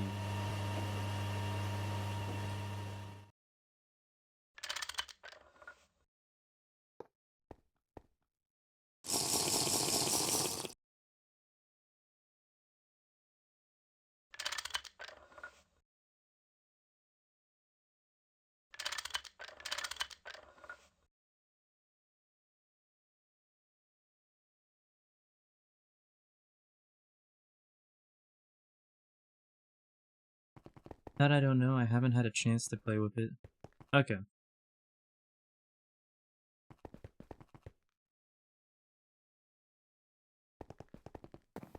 Why I want to know so badly is because I want to determine if it's faster in here or faster in the Mega right now. I can't tell. I assume it's faster in the Mega, but I could be wrong.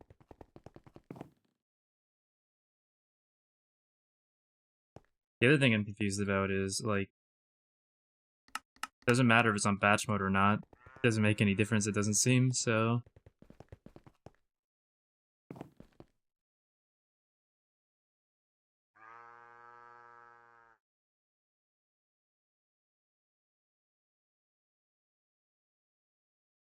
Some of the parallel multi-blocks are more efficient when they're doing more at the same time. That would make sense for the Mega, considering it's supposed to be able to do 256 at a time. So only doing 8 is probably losing some efficiency. But I don't know how I would do more then without some kind of weird thing going on. Because I'm only doing 8 right now. Because in order to do 8, I need at least 8 slots for the silicon, because it's 1 stack per bool. And then the phosphorus is taking 1 stack, and this is taking 1/4 of a stack. So we're taking up 10 slots over the 16 slots just to do 8. I can push it up to do a bit more, but that will only get me maybe like 12.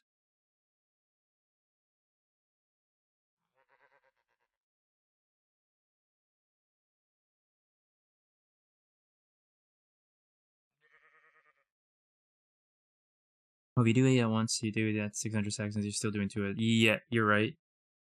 You're right. I got distracted. I went to do the EBF to manually feed it to see how fast it was going, but I kind of got distracted by the fact it was crafting on its own for no reason. And I didn't really pay attention to the manual craft I was doing like I should have.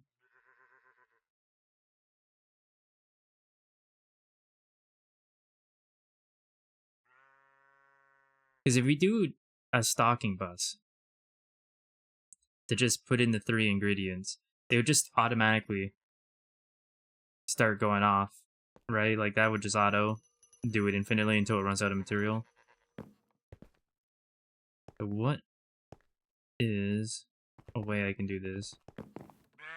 I guess we could... Is it possible if I do a stocking buzz? So I don't want to do any stupid stuff. And what I'm thinking right now is, if I do a stocking buzz that's just silicon grade, or silicon solar grade here, poly Si. If I do a stocking bus that's just access to the poly Si, and then I did the pattern, so it didn't have poly Si, it only inputted small gallium arsenide crystal and phosphorus dust. Hmm.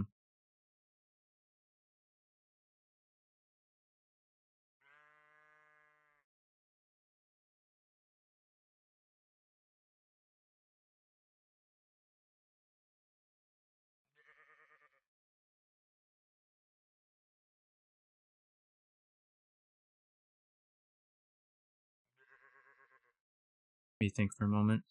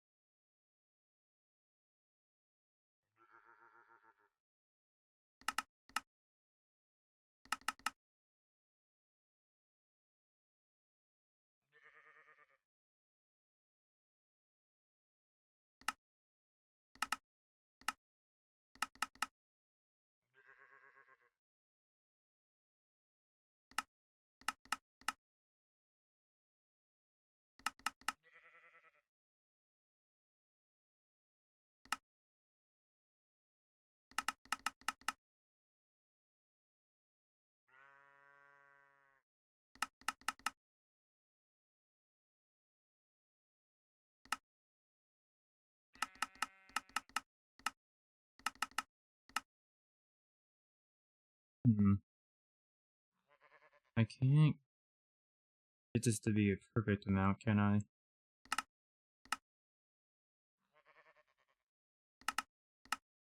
Whoops. What did I just type there?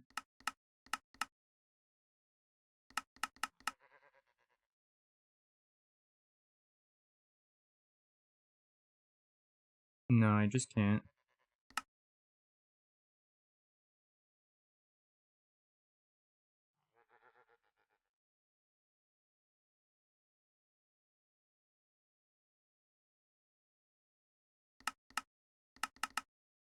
I can get to about 96 to 100 at the same time. The other problem is, the other thing I have to consider that I don't know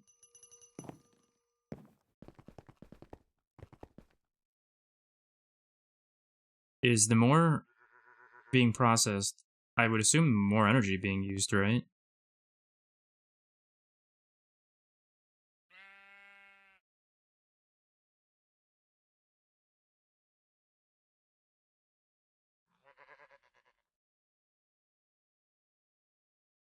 I think I'm just going to settle for what I've set it up to now.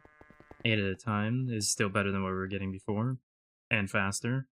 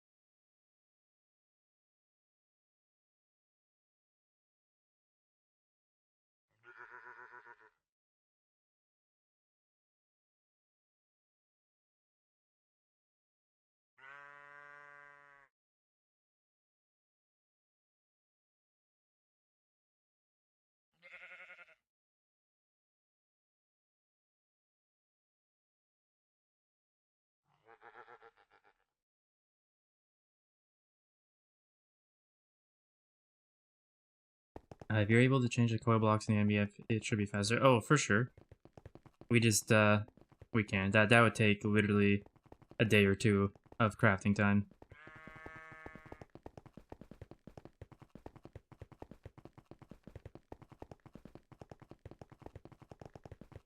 For example, all the nichrome, which is what was used to get it up and going right now. I think that took Panda coming online multiple times a day for 3 days to keep things crafting over the course of those 3 days or so. And that was the lower tier coils, right? We upgraded to, say, TPV. It's going to probably take longer. And the other thing is, while that's happening then, right, that would be done on some of our more main on-demand EVFs. So then we wouldn't be able to do a whole bunch of other stuff we might need in that same time. Though, we could probably... Oh, come on.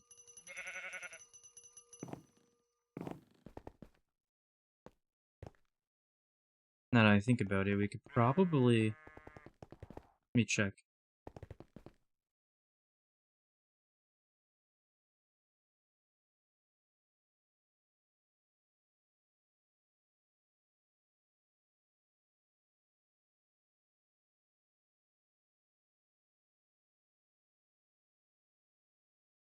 I mean, technically speaking...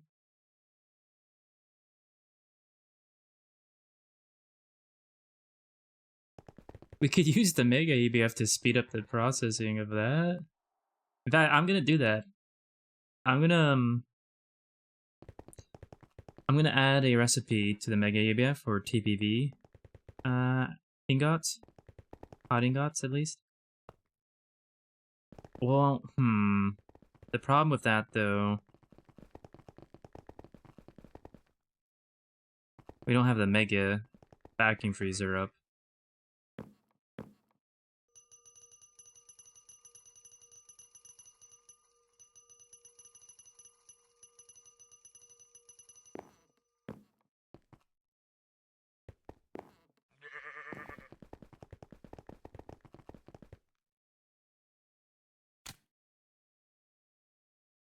Still an incomplete structure? The heck is incomplete? Oh. Literally just wasn't even finished. Okay. I guess.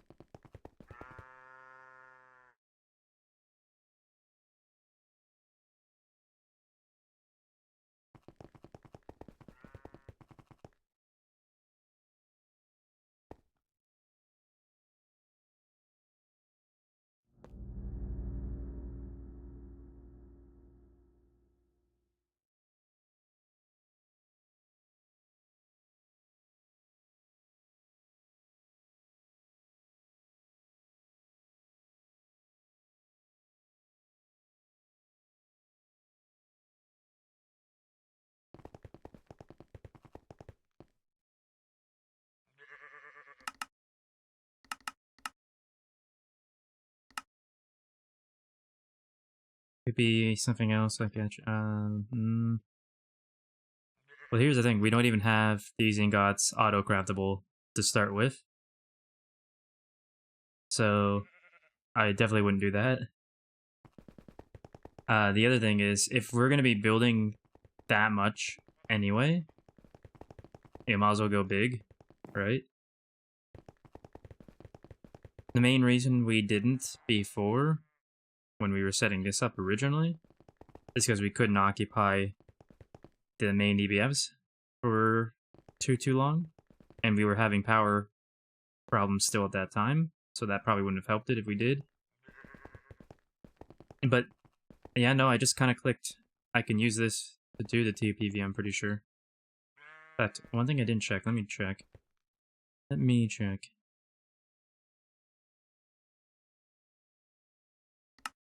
And now that'd be completely doable. We just need to get this up.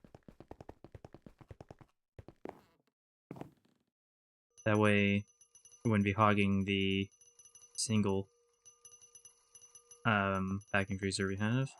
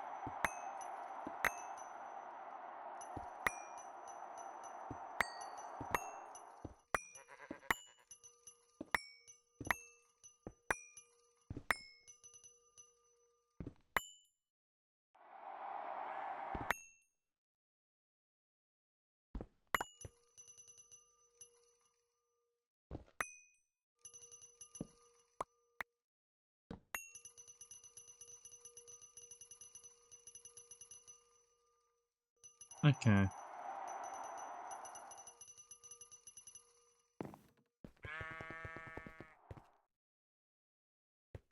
I want to see something while it's running.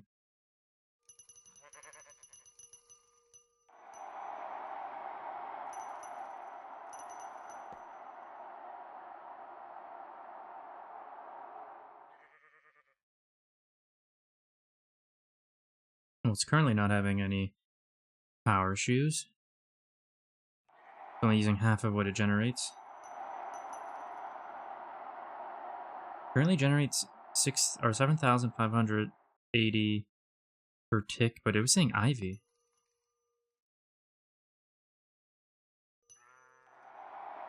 Interesting. Yeah, it's saying Ivy.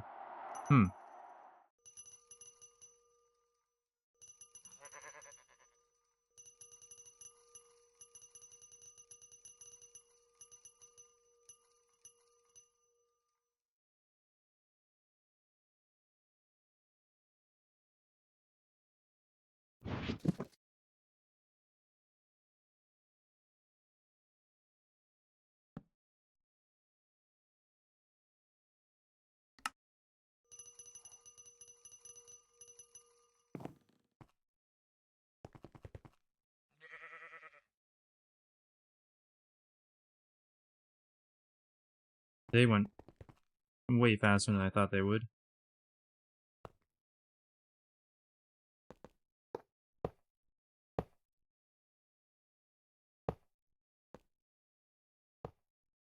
I can't count. That should be 10. Yeah, that should be 10. If I don't count that correctly, I don't even know what to do with myself.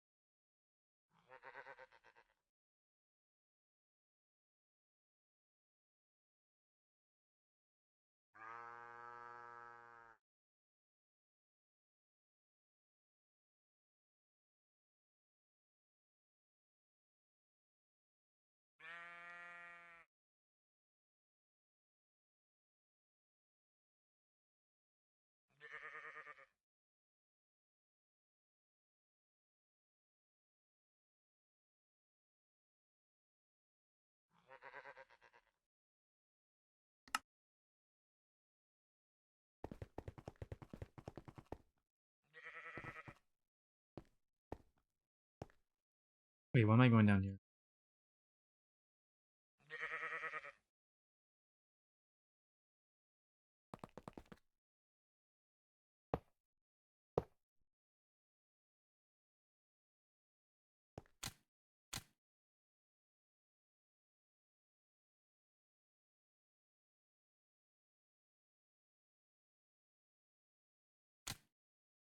Okay. Well, I'll be ready to work with.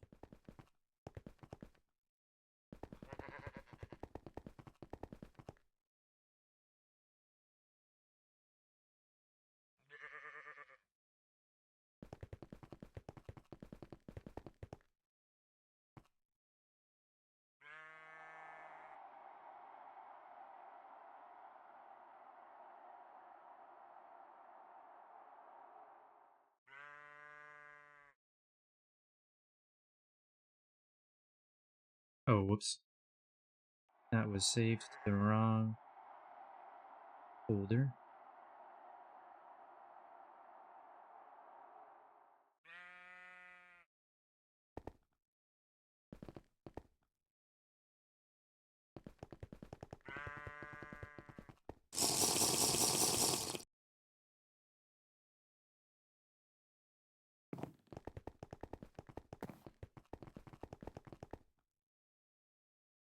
In case there's anything wrong with what I set up, I think it should be better, faster, and should work fine. But in case there's anything wrong, team should know the old pattern is right there with the machine.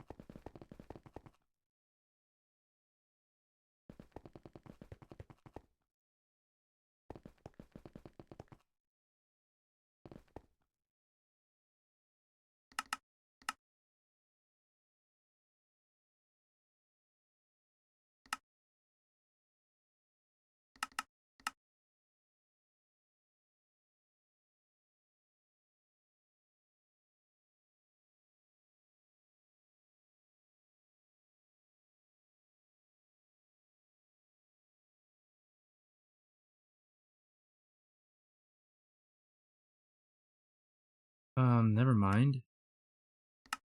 Never mind on that. Kidding me? A little pricey.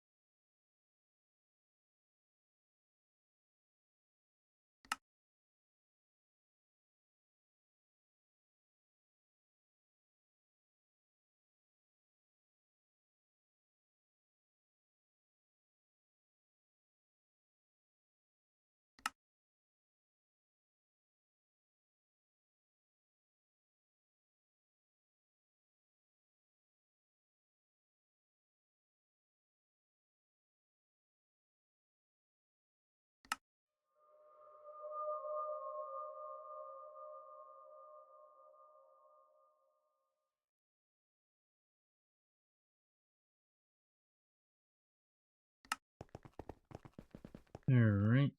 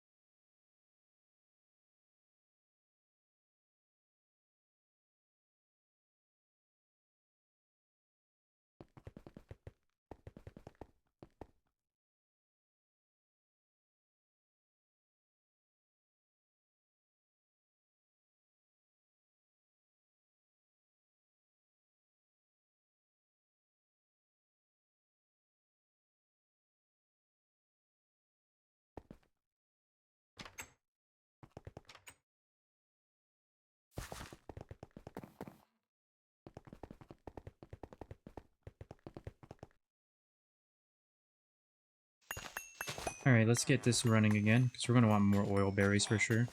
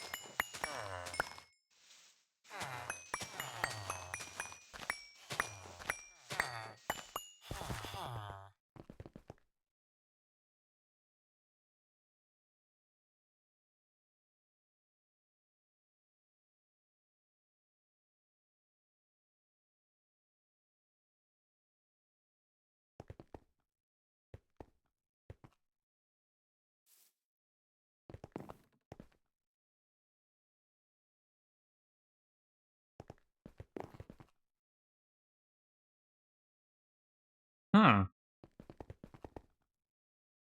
Are these full? These are full. Well, that changes things. This is the first time I've seen filing cabinets get full.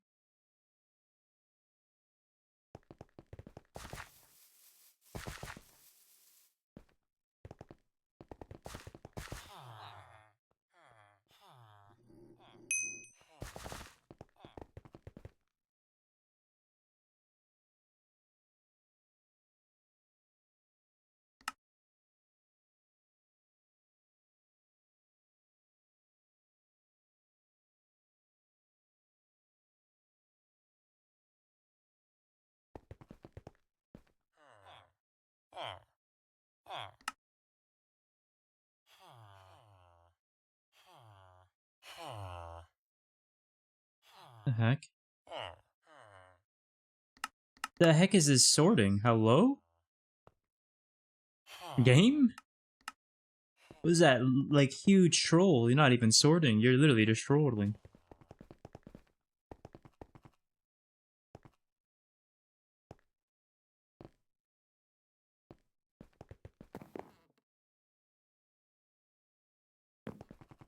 Can you make more? Oh, yeah. Definitely. I'll probably do that tomorrow, though. Because I'm not really concerned about it at the moment.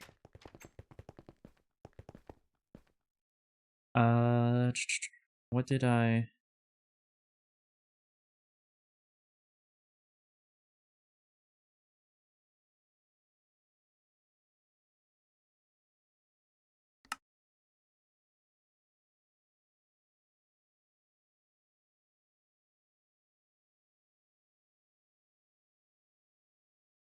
Remind me, because I'm probably going to do that tomorrow as well.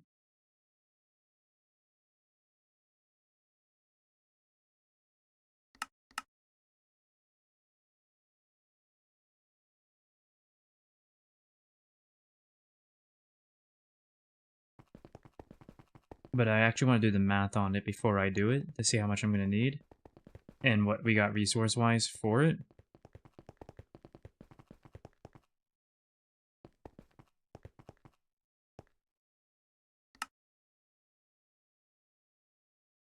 Wow.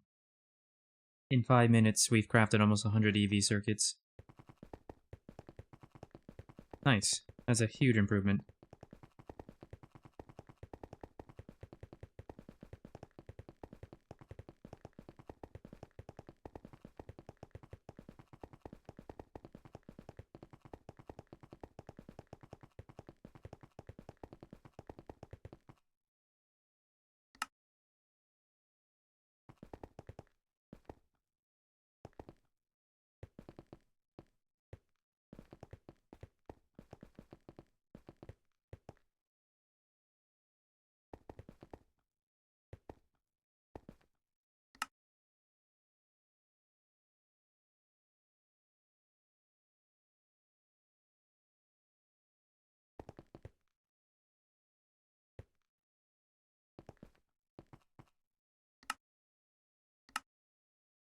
Well, it looks like the clean room is operating in the way I was trying to get it to operate the last few days.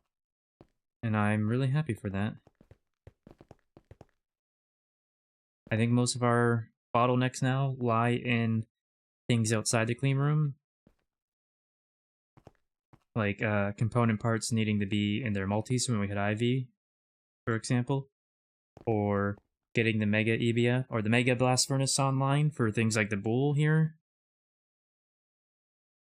There's a number of things we can do to get the bottlenecks increased or fixed more than they already have been. But we've gone from a few hours to do 100 EV circuits to less than 6 minutes. That's a huge improvement already. It can definitely be improved more though, and we will be improving it more, but I'm okay with that progress, honestly. Definitely makes up for, well, it doesn't make up for dying earlier. I am so livid still about how I died doing that ritual. That really pissed me off really badly. But, I mean, I'm glad to have gotten stuff done today, at the very least.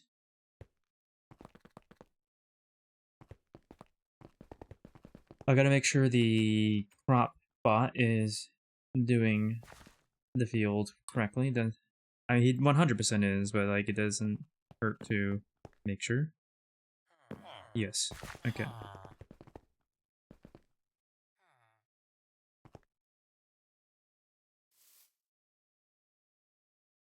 Anything else I need to check on?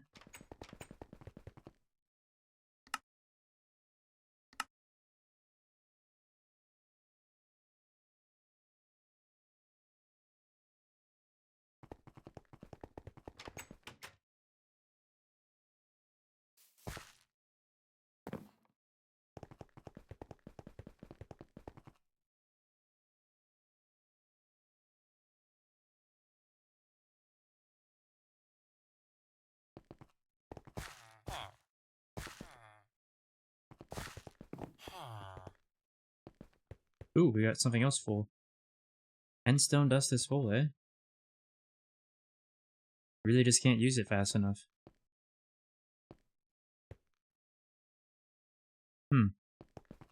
Something to look into in the future. When we get back to the Dust Mountain. Who knows when that will be. Lots of things that need to be progressed, so... Anyway... I think that's where I'm gonna call it for the night. It's been not a bad day. Started off terribly, but we got stuff done, had some fun, so... Not terrible in the end. Or all day, at least. As I said, I'm still quite upset about the ritual situation. That was absolutely... I'm just gonna say it again, poor game design, straight up, completely. But, yeah, what can you do about it? Probably, I might look into the ritual again in the future, but I doubt it because that is so unbearable. Even nullifying enemy effects and being invulnerable doing that would just be... It doesn't feel worth it. Like, if, like, you might as well just go for the B. Like, just going for the B is the way it should be done, honestly. So, I don't know, we'll see how that comes about. I'm gonna go and look for someone to raid, but before I do that, I want to thank everyone for stopping by and hanging out. All the help I got today, we had some good conversations about mod packs today too. Enjoyed that, and I thank you all for that. And I gotta give a shout out to Divine Marsh again for the raid earlier. All of it is always appreciated. Seriously, thank you. Have a good day or night, or whatever it is for you, wherever you are. Take care of yourselves, and I'm gonna go look for that raid now. On that note, later.